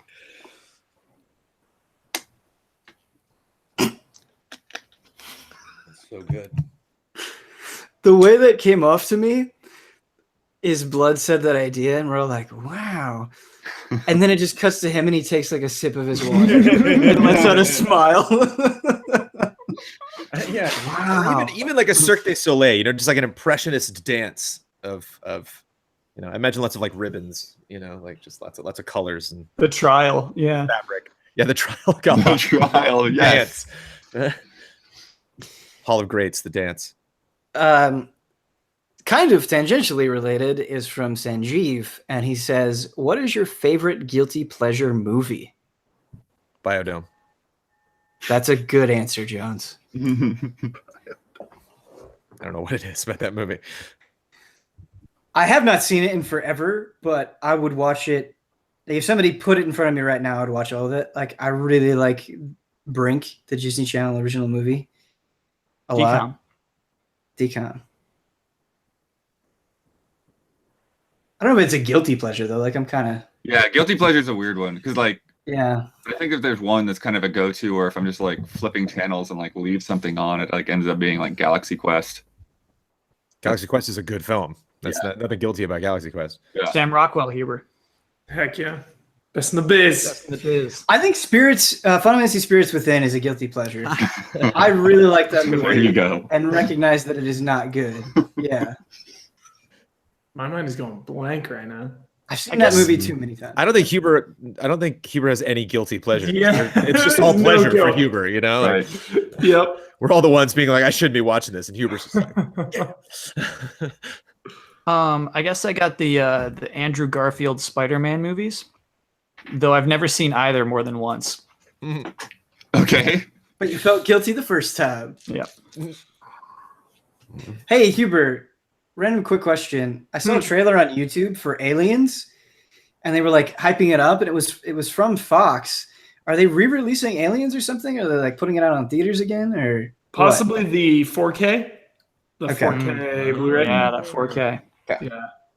oh, to cut an Aliens trailer? Oh, How fun would that all be? the assets and just, where to start? I don't even know.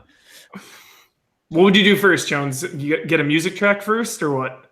Oh, it's all about the music. It's everything. Do you do that? All about the Would music. you do that first before you cut an Aliens trailer? Yeah. Nice. Sick. Respect it. Love it. Respect the greats. Respect the greats. Damiani, do you have any guilty pleasure movies? Trying to think, and I'm blanking on a name of any of them, but I'm sure I do. It's been a while. What do you got, Huber? Speed Racer. That's not bad though. Yeah, I Jupiter don't think you feel Ascending. guilty about that. Okay, there we go. The old, and Warcraft. I don't know. People hated that movie. Yeah, people hated that movie. I thought it was fun. Yeah, I liked Speed Racer. Speed Racer hype. Ever since you hyped it up, I've wanted to see it, Huber. But I haven't. Yeah, I I only rewatched saw it in the theater. Oh, I rewatched it sometime this year. I remember seeing it the first time and thinking it wasn't that good, but rewatching, I'm like, this actually is pretty good. I think people just wanted to hate on it when it came out. It's not inconsistent. You know what I mean? Like Speed Racer's not like all over the place tonally. It just it's doing what it's doing, you know? And so I like that it's at least committed to that. It's not like there's not like some weird emotional scene in there where I'm like, get back to the wackiness. Spread the word on Pacific Rim up. I got it. I have to disagree with you, Huber. We'll save that for another time. But I figured out my guilty pleasure. Twister. Yeah, that's a good one. That's a good one. Yeah, Totally. Philip Seymour Hoffman, man. Like every May, like because it's like usually the start of like storm season in the Midwest is like time to check out Twister. Get in the mood, baby. Who did Twister? Was that John DeBont? Who did Twister? Yep. Yes, it was. Director of Speed, right? Yeah. Van Halen did a soundtrack for that. Yeah.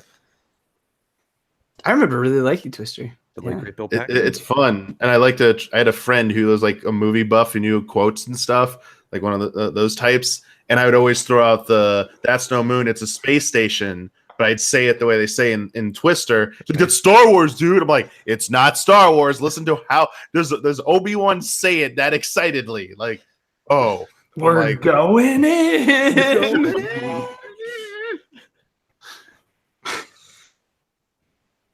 I think Phantom Menace might be a little bit of a guilty pleasure. Dude, yes, Ben. I love Phantom Menace. Yeah, they're just scenes I really like. I still think the pod race scene is pretty awesome. Yeah. All right, we're gonna move on. Next one comes in from Will. Hey, allies, I've got kind of a deep cut here that's been lingering in my mind for a while. Kyle said on Bosman v. Wozniak long ago that he hates music with double bass drums. Maybe a bit, probably a bit, could also possibly not be a bit. Not a bit. Not a bit? Not a bit. Okay, that's upsetting. And as a metal fan who used to play drums in a band, I feel this cannot stand. So my question to everyone is this: what is your favorite song with double bass? Praised. What? Name one song with double bass. I can't. I got hear it. I'll name one, and I'm just gonna say it's my favorite because it's the one that immediately came to mind. "Angel of Death" by Slayer has like some really sick double bass that they highlight in a really great way. I Jones can't is name just a looking at me like I I'm can't crazy. name a specific song. To be honest, but I saw Living Sacrifice in concert once, and dude, there's one thing. It's like seeing that happening live. It's pretty crazy. They actually had like 2 drummers in sync. It's like, whoa. Yeah. So four bass, Mhm. quadruple bass, and 2 drummers. I don't know that they both had, but yeah. Okay. I saw Sonata Arctica one time in concert. They're pretty wild. Double bass in it.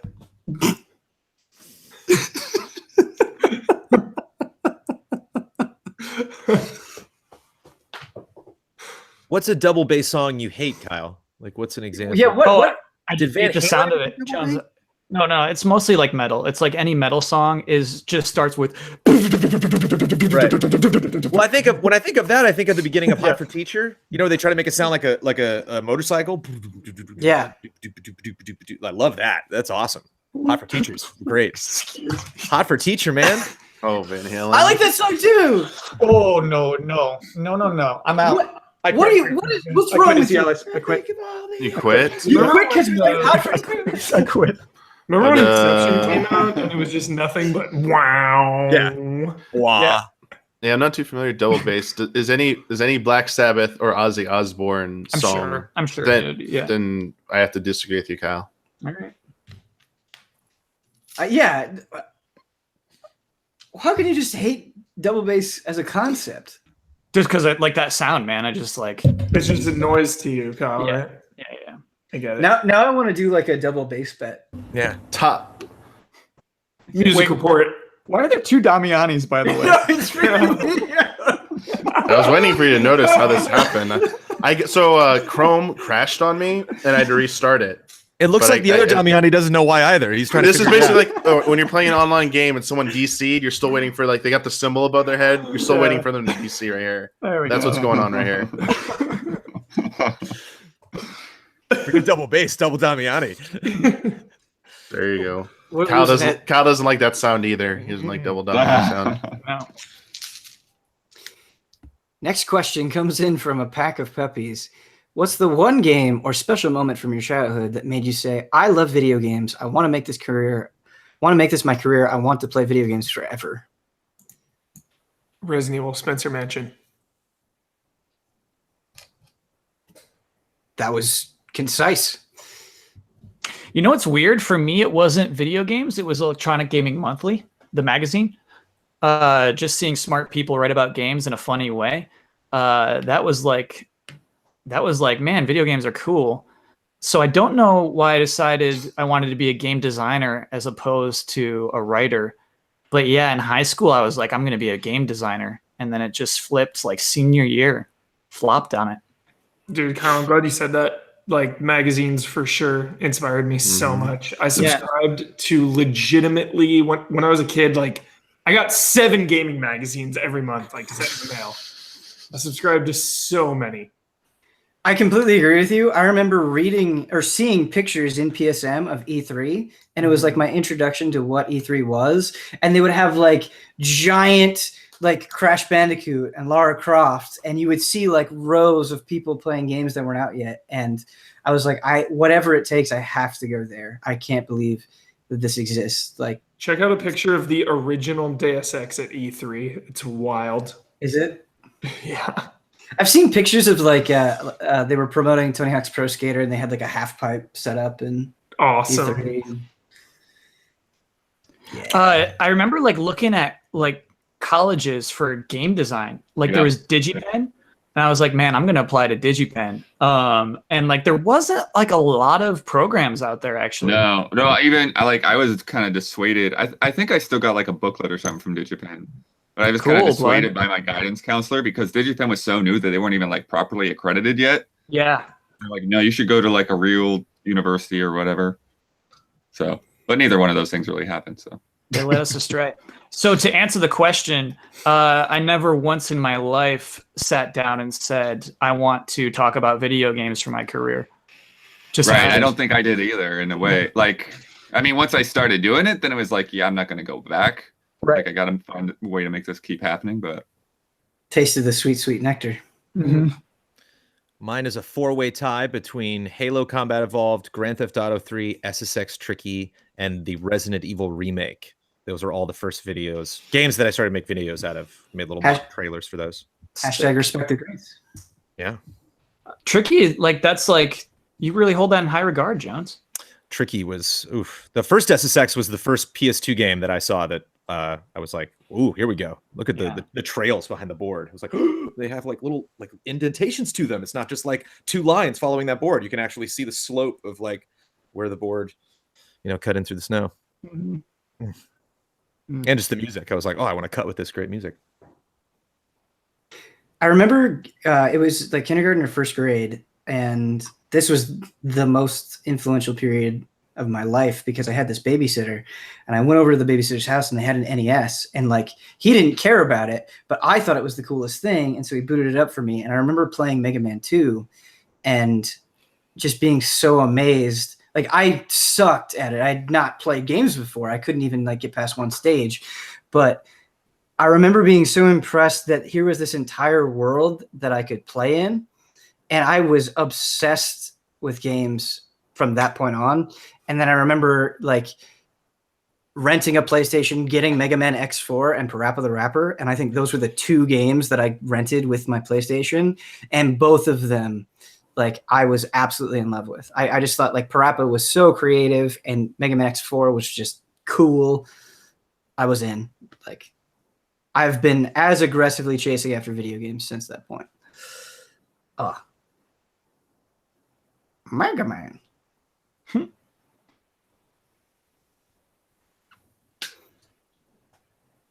Anyone else? Damiani, you got one? I read kind of similar to Cal in Bloodworth. Nintendo Power used to always talk up DigiPen because of their connections to it. And I'd read the articles about it, and I was like, man, I didn't completely understand what it really was. I thought it was the place you went to basically go work at Nintendo. And so I was like, yeah, I'm going to go there and stuff. And basically, I remember someone at some point telling me that oh, you have to actually be a programmer. You got to make games. It's not what you think it is. And they were like, if you want to know what it's like, go and in high school, I think it was freshman year, go take computer programming and learn C++. And I went to a computer programming class. I'm like, yo, I've watched The Matrix. I play video games. This is gonna be so easy. I know websites. I know HTML. And literally, I mean, it just shows codes are so different. I was just I understood the basic principles, but the specifics of it were just so annoying. And I was like, I can't deal with this. I literally trolled in my class and tried to write the programs in HTML instead as a troll.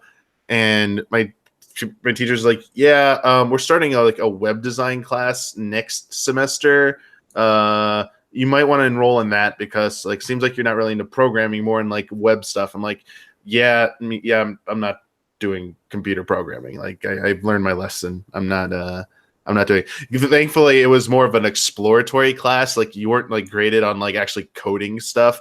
It was basically just hey, what's computer I don't know. At the time, our high school was trying all these new courses computer programming, web design, all these new multimedia courses, basically. And it was more of just the tests were answering questions or identifying stuff. It wasn't writing a code or coding a web page even. It was just simple, basic concepts. So thankfully for that. And I was like, yeah, I'm out of this. And then I think, I was just reading magazines, continuing to read magazines and websites, just seeing all the coverage on websites, IGN, their coverage at the time, EGM's online coverage, and then 1UP. It was just yeah, I want to do this. This seems pretty cool.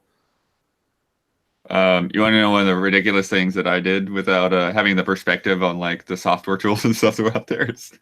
I actually, after seeing the Donkey Kong Country videos and how the 3D models were built, I was actually drawing things in wireframe. So cool. Circle by circle, layer by all the stuff. And I think I might have actually sent some of those in when I wrote to DigiPen. That is very cool. There's some good answers. You guys ready to go the other direction? Talk about disappointment? Oh, okay. Yeah. We got one from Hudson. He says, "Hey, allies. Last weekend, my dad visited from out of state, and I wanted to show him a great example of what I'm passionate about and do in my downtime. I booted up Shadow of the Colossus and told him that since I was new to the game as well, we'd be going through a beautiful game together, widely regarded as a masterpiece. I can't be more disappointed. The world and atmosphere are stunning, absolutely beautiful. Unfortunately, the time I spent with my dad was hampered by frustrating controls, a camera that just keeps autocorrecting into the floor or walls, an AI that makes fights either immensely satisfying or an exhausting slog. Was this a case of misplaced expectations? Has this ever happened to you? I legitimately went to bed that night feeling awful about how I ended up feeling about a game I wanted to love, especially because I wanted to share that with a loved one." For me, Super Metroid. Played it. I think I played it in like 2008. I played Super Metroid for the first time in 2008, and just did not like it. Did not dig it. Did not feel the vibes of it. Didn't register with me. So yeah, Super Metroid for me. Just because you turn with the sound off, Kyle. I think I even had the sound on for that, Blood. That was mind blowing for me. That was the first time I ever played anything like over a stereo system. It was like the bass booming and the atmospheric stuff. It was unlike anything I'd experienced. Sure. But that was long before 2008. Right, exactly, yeah. Stardew Valley breaks my heart, man. I don't know what's wrong with me. It just all signs in my brain and life and past experience and interest all point towards this game, and not my cup of tea. I've tried it twice. I don't understand. It's just really slow. Like every time I play a game like that, it's like, here's this thing, and then now here's this thing, and then now, and I'm like, oh, I'm slowly getting better. And like Stardew Valley is just like, here's a bunch of stuff, go find it. And I'm like, I don't know where it is. I don't know. Like, you're walking is like going through that town. Like, they're like, go to town and talk to somebody. Just leaving my area, going into the town, talking to that person, and going back to my area is like 10 minutes. And I'm like, I can't. As opposed to something like Builders, where it's just right away, like you're thrown into this adventure, and like, oh, like everything just comes at you. And like, I think that initial like, hill that you have to get over before you actually like get into a groove. Like, I planted something and went to bed and got it the next day, and it was like, yeah, that's not gonna be ready for like a week. And I'm like, then what do I do? Like, I don't. It's weird. Like, I think in those games, usually like the first thing that you plant, it grows like right away. Like, but it's just worth nothing. It's like it's like you're not gonna make a lot of money selling that thing. It just kind of instructs you of how that works. And like, it just seemed like the initial steps in Stardew Valley were like, get ready for the long haul. And I'm like, I'll get there in like an hour, but just give me the short haul for like a half an hour. You're supposed to go find someone to love, Jones. I don't love anybody in that game. I don't know. It's man, it's weird because it wasn't like recommended to me. I like saw it and was like, yeah, let's do this. And then, yeah, it just didn't click. I'd love to like play it with you and get your thought process. I'd love that too. Yeah, we should, if we have time, we should make that happen, Ben. I don't need to get hooked on that game. That's not, I kind of went through a process like you, where the first time I played Stardew Valley, I thought I just was bored out of my mind. But once I did eventually found the groove, I got really into it. It just took a long time. And I need to go back and play a lot more of Stardew Valley. I'm nowhere near full or seen most of the stuff in Stardew Valley, but like now when I think about it, I associate very positive feelings. I'm positive about it too, just because so many people have loved it. And I'm not saying like they're wrong. It just, for some reason, it just didn't, a game at the top of a genre I love dearly was not for me. And that was very strange to process. Same with me in Super Metroid, by the way. Like I'll make fun of A Link to the Past because I think parts of it are truly bad, but Super Metroid, I know there's like no bad parts. Even when that dumb bird is trying to teach you how to super jump. You know what? That's a bad part. How's that a bad part? That's a great bad part. In context tutorial. Where's the context of that dumb bird, Blood? He's not anywhere else in the game. He just only hangs out in this one cave and then jumps. He's just a high jumping bird. Yeah. Did you bring this up? Hall of Greats, Kyle? I should have brought up that bird. First time I've heard about this bird. I don't think you can't progress without seeing that bird. It's when you first learn, if you first get the run jump. Mm-hmm. You actually can.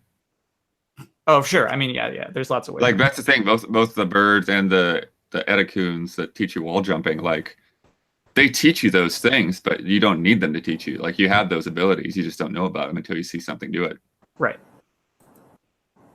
I don't know if I've ever been more disappointed in a game in my life than Metal Gear Solid 2. Like, ooh, good one.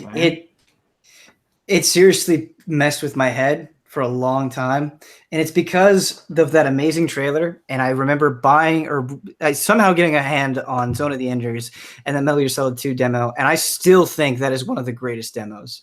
Like I played that thing over and over and over again. I couldn't believe how much you could do, and at that point, Metal Gear Solid was my favorite game of all time, and everything that I had seen in Metal Gear Solid 2 was pointing that it would succeed on that.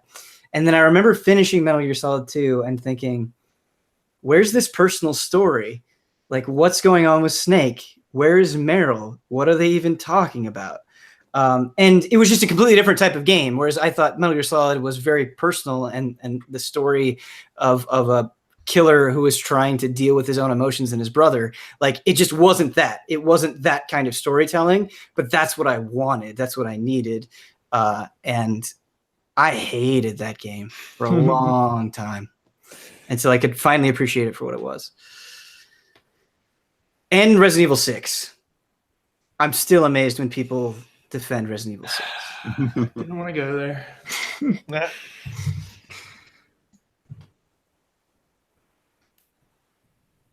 All right, we can do the next one. Okay. This is the so we got somebody in chat, by the way, Zodak saying this is the asker. I actually beat Shadow of the Colossus with my dad. Forgot to put that in the question. So he did play through all of it, but was just disappointed. It happens. That's a good thing to put. Raymond Chow, pasta or pizza? Pasta. Pizza. Pasta. Wait, let's get a tally. Blood. Pasta. Jones. Pasta. Kyle. Pizza. Damiani. Pasta. Huber. Pasta. Yeah. Pasta. I'm a pasta fiend. I have pasta all the time. Pasta, baby. I had pasta on my pizza like a couple weeks ago. That's good. Restaurant. Yeah. Spaghetti pizza. It makes pizza better. Spaghetti pizza. It was awesome. All I imagine is like you guys you have a little stereo, you playing like Hot for Teacher and just eating your pasta. Got a bad. All right. Your hatred of Hot for Teacher amazes me. Pasta is like the ultimate easy, comfort, cheap food. Like in college, I cooked spaghetti and pasta like every single night. Sure. Got me through college. Plain rice. Yeah, plain white rice. Yep.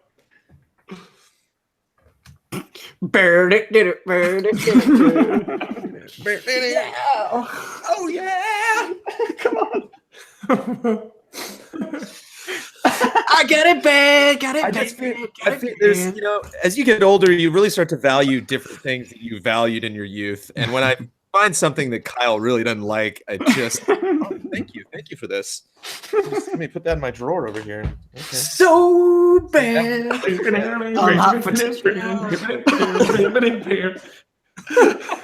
My next final word on the podcast is just going to be the entirety of Hot for Teacher. Yeah. Oh man, that gives me infinite joy. Okay. Next one is from Michael. Hello, Easy Allies. Since Nintendo already confirmed the next Zelda game, do you think we will see it at E3 2018? 0% chance. No. The next what now? Zelda. Oh, Zelda. Right. No. 0. You're not seeing Breath of the Wild 2, if that's what you're asking. There's a chance of a new Zelda, but it won't be Breath of the Wild 2. What do you think? Right. Rumors of It could be a Link Between Worlds style like game, or it could just be, or Blue Point could be remaking Ocarina of Time, like they should. Maybe a Four Swordsy type thing, in the vein of like Kirby Star Allies or something, like a little co-op Zelda something. Just I don't want that. Till we get the good stuff. I don't want to believe. A Link Between Worlds is really good. Oh, Link Between Worlds, yes. But if you meant like no multiplayer Zelda or like Triforce Heroes style, I'm with you.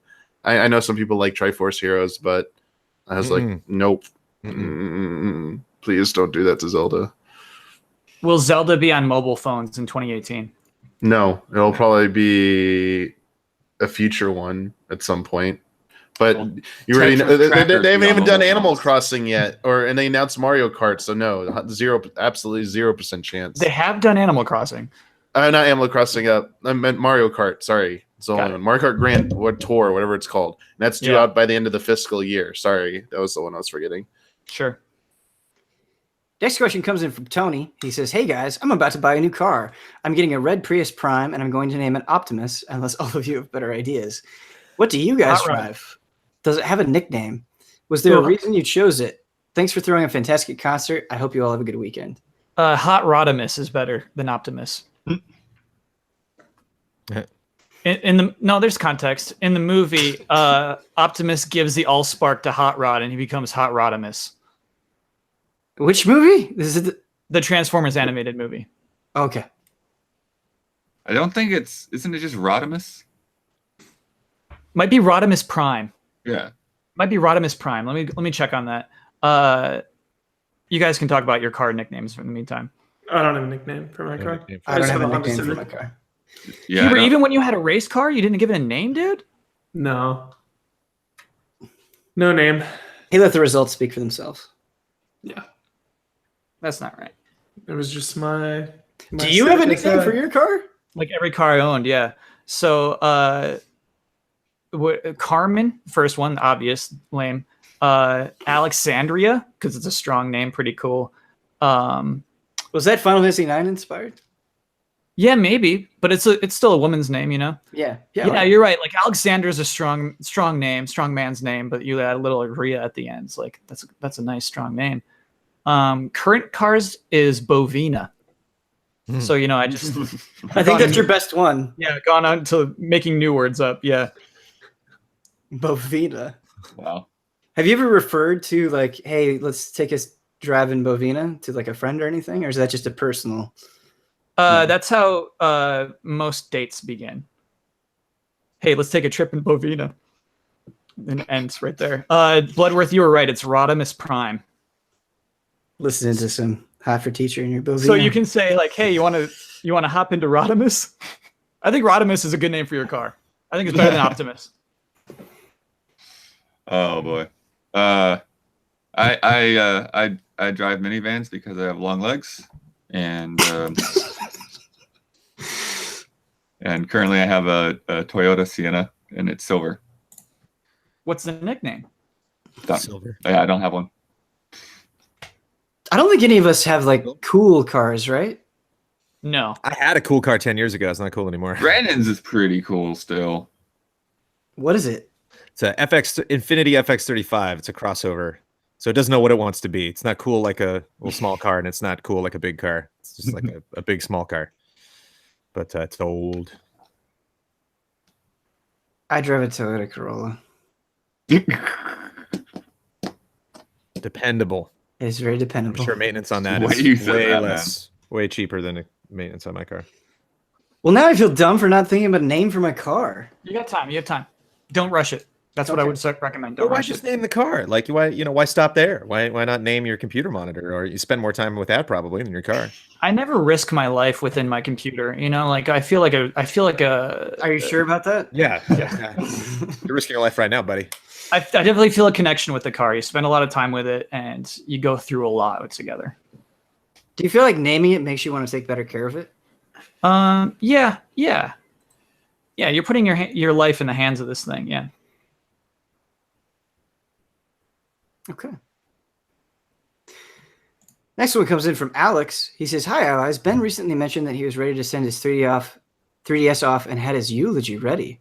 I honestly don't remember this. It's not that I don't believe you, but I just don't remember this. That he was ready to send his 3DS off and had his eulogy ready. What would each ally want to add to Ben's 3DS eulogy?" Man, you remember when we did a Wii U eulogy? Yeah. That was really fun. I didn't get to be a part of that.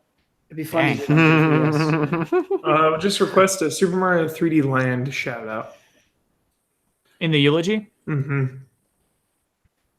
And the street passes, man. Thank you for the puzzle pieces. Yeah, well, I would say So Find much. Me 2 is the pinnacle of Street Pass. Yeah, it's really good. I was so obsessed with those games for a while. Good stuff. I spent a lot of time on my 3DS. I wasn't into Animal Crossing before my 3DS. I wasn't into Etrian Odyssey before my 3DS. I don't know. I feel like it got me into a lot. I truly believe that the 3DS will be something to come back to for a long time, simply for the novelty of the 3D. The glasses-free 3D, I think, is a technology that will not carry over into new products.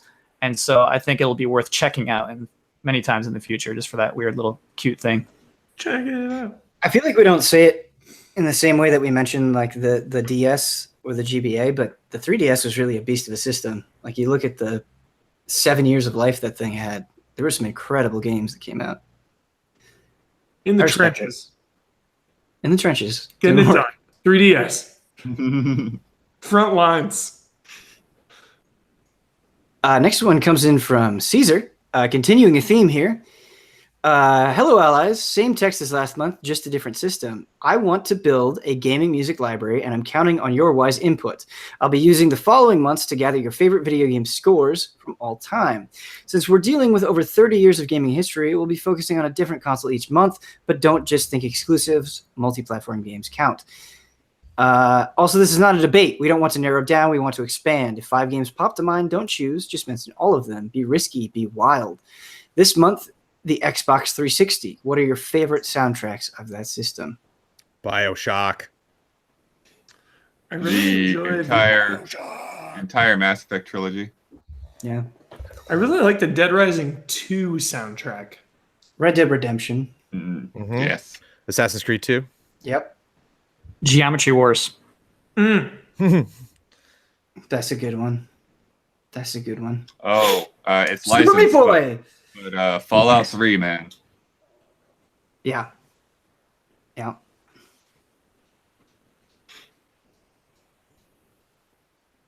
The Lords of Shadow actually had good music. It was not really Castlevania's music, but it was still good.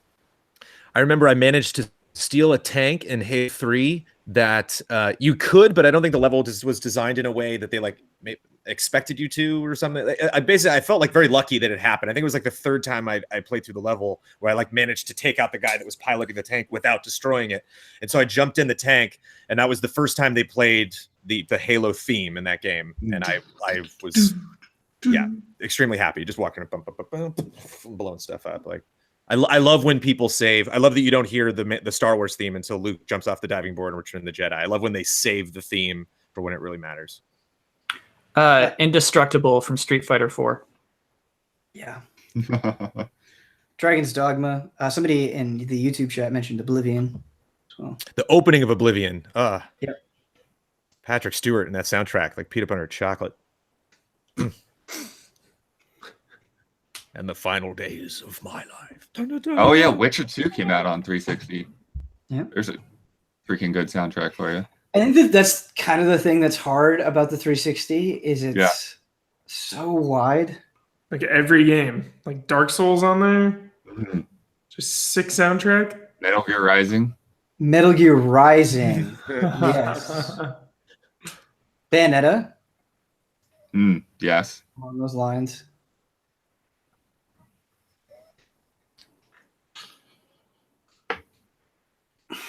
Good stuff. We're good. We got it. That's too much to listen to already. All right. That's good. Yeah. We're going to do one more question. How do you feel about that? Oh, yeah, good. Okay. Oh, yeah, good. All right. This is going to be from Tars. Hey, allies. With the new Kirby game out now, I was wondering, what's your favorite mainline Kirby game and favorite Kirby spin-off game? Thanks. I respect. Oh wow. Epic yarn. Triple Deluxe. Nice, Huber. Good pick, dude. Dreamland 2. Always and forever. Yeah, Dreamland. Like, is Triple Deluxe mainline or is that a spinoff? What do you guys think? Triple Deluxe? I would consider it mainline. Mainline? Okay, cool. No? Kyle? I don't know. I think it is. I think it's canon.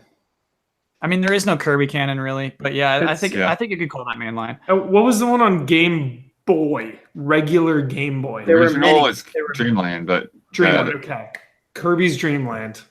Did you because I like Dreamland, but did you play Dreamland 2? I don't know if I ever have been. Dreamland 3 was also on Game Boy, right? Dreamland 3 was on Super Nintendo. I have not played it, but I believe it is only on Super Nintendo. Cool visual style, not a great Kirby game. 3. Okay. But it's on Super Nintendo, right? Yep. Okay. Epic Yarn is definitely my pick for Spinoff, although there's a lot of crazy ones. And then I still really like Superstar. It was one of those games that I had missed, and then like friends at Planet GameCube was like, yeah, you have to play it, and so I eventually got it and played it many years later, and just I loved it. I loved the crazy way, and now like later Kirby games have done this a lot, but the crazy way that it had like just multiple games within the cartridge in a way, and just like letting you do like a larger adventure or a smaller adventure or this weird mini game with the ninjas or whatever. And it was pretty different for the time. Have like either Blood or Kyle or Damiani, have any of you guys played? There were 2 spin-offs on Game Boy that I remember really loving. It was Kirby's Pinball. I liked a lot. Yeah, I'm looking at these now. And then there was like an Arkanoid. I don't remember what it's called. It was like Kirby Block something, but I thought it was really, really good. And Kirby's Block Ball. Is that what it was? Okay. Yeah. That was awesome. And I played those all the time. And had a lot of Here's fun. a weird thing. I've never played Kirby Air Ride, but I think it would be my favorite offshoot. I haven't played it either, but the people who talk about Air Ride speak really highly of it. Right. I know. It seems like something I would really like. Kirby's Adventure is my favorite, though. That's the NES one. I really think that's the best. I just didn't have an NES, and so like I missed out on a lot of those. Kirby's Dream Land was my first one. Kirby NES was so late, and most people that had an NES missed out on it. Yeah, I was stuck on my NES for a while. It still looks so good. It does. Holds up. I would vote for it. But yeah, I remember before the NES game, like it wasn't really established that Kirby was pink. And so like some of the like the trading cards and stuff Nintendo Power had, like you would see like full color pictures, but Kirby would be just like white or something. I think he's white on the box art. Yeah. In Dreamland, right? On Game Boy? Yeah. Isn't he white on the box art? And it's crazy in Dreamland, like you can't even take in powers. Like that's just not even an option. Right. Oh, you can beat Dreamland in like 40 minutes. I want to play it right now. Yeah, that sounds awesome. Was it only on Game Boy or was it on Game Boy and Only Game Boy. only Game Boy? Yep. The music's great. Can't believe I had that game. Yeah. Got lucky. When When I'm that young, it's like I don't know. right. Whatever games appeared in front of me as a Exactly. kid. Exactly. Like I had a Bart Simpson game that truly sucked, but it was like I loved the it. mutant like superhero one. Yeah. No, the camp one. Camp one. I don't even know that one. Super Nintendo or which one? Game Boy, Game right? Boy. Game Boy. Yeah. Oh. Yeah, I didn't play that. Mm-hmm. I remember I played like Terminator 2 on both the NES and Super NES, I think. Holds He's up. a fan. He's a fan. Yeah, Home holds up. Alone. Damiani, favorite Kirby mainline and spin-offs? Did you already answer? I don't think you did. Nope. Damiani hits Kirby. Yeah, I don't really like Kirby, so Super Smash Bros. Melee Adventure Mode playing as Kirby is the only time I've had fun playing Kirby. I can't believe we have That's to. not a joke. That's a good answer. I don't like. One. I've never liked how Kirby handles, and even playing the newest one, Group Stream, I didn't like it either. I can't handle it. I What's figured. wrong with you? That I Super just don't Metroid like- retaliation. I just don't like Kirby. Like I've never been into the character. I've never in any of the games I've tried. I don't finish. I play for like a brief amount of time, and then I'm just like, yeah, we're gonna move on from this. You know So- what? I think Damiani is all about the late redemption because I spent most of my time knowing Damiani, just hearing him shit on Dragon Ball and Akira Toriyama, and now he loves Dragon Ball. So He'll get Kirby. But I actually get him. have We'll tried get to him. play Kirby though is the problem, and I've just go away from it. Dragon Ball I was going off like only my knowledge was memes and a few clips that were out of context. So I feel like I've been a little bit more informed going into Kirby.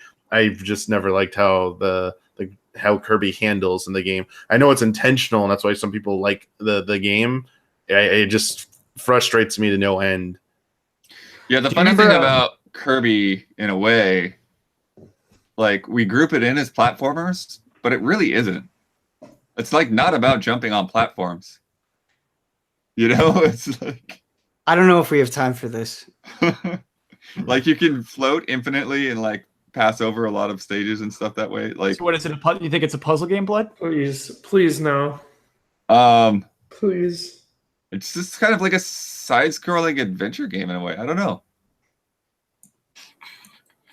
Damiani, you remember when we were streaming Nintendo Remix and you were destroying every level, but every time Kirby popped up, I was like, Kyle, do it. I was like, here you go, Kyle, do it. It's funny. Thank you guys, everybody who wrote in questions. We'll be doing this again next month at the end of the month. It's for $20 and up patrons. A lot of good questions today, a lot of good answers. Thank you to the rest of the allies for playing along. And yeah, we will see you all next month. Thanks again, everybody.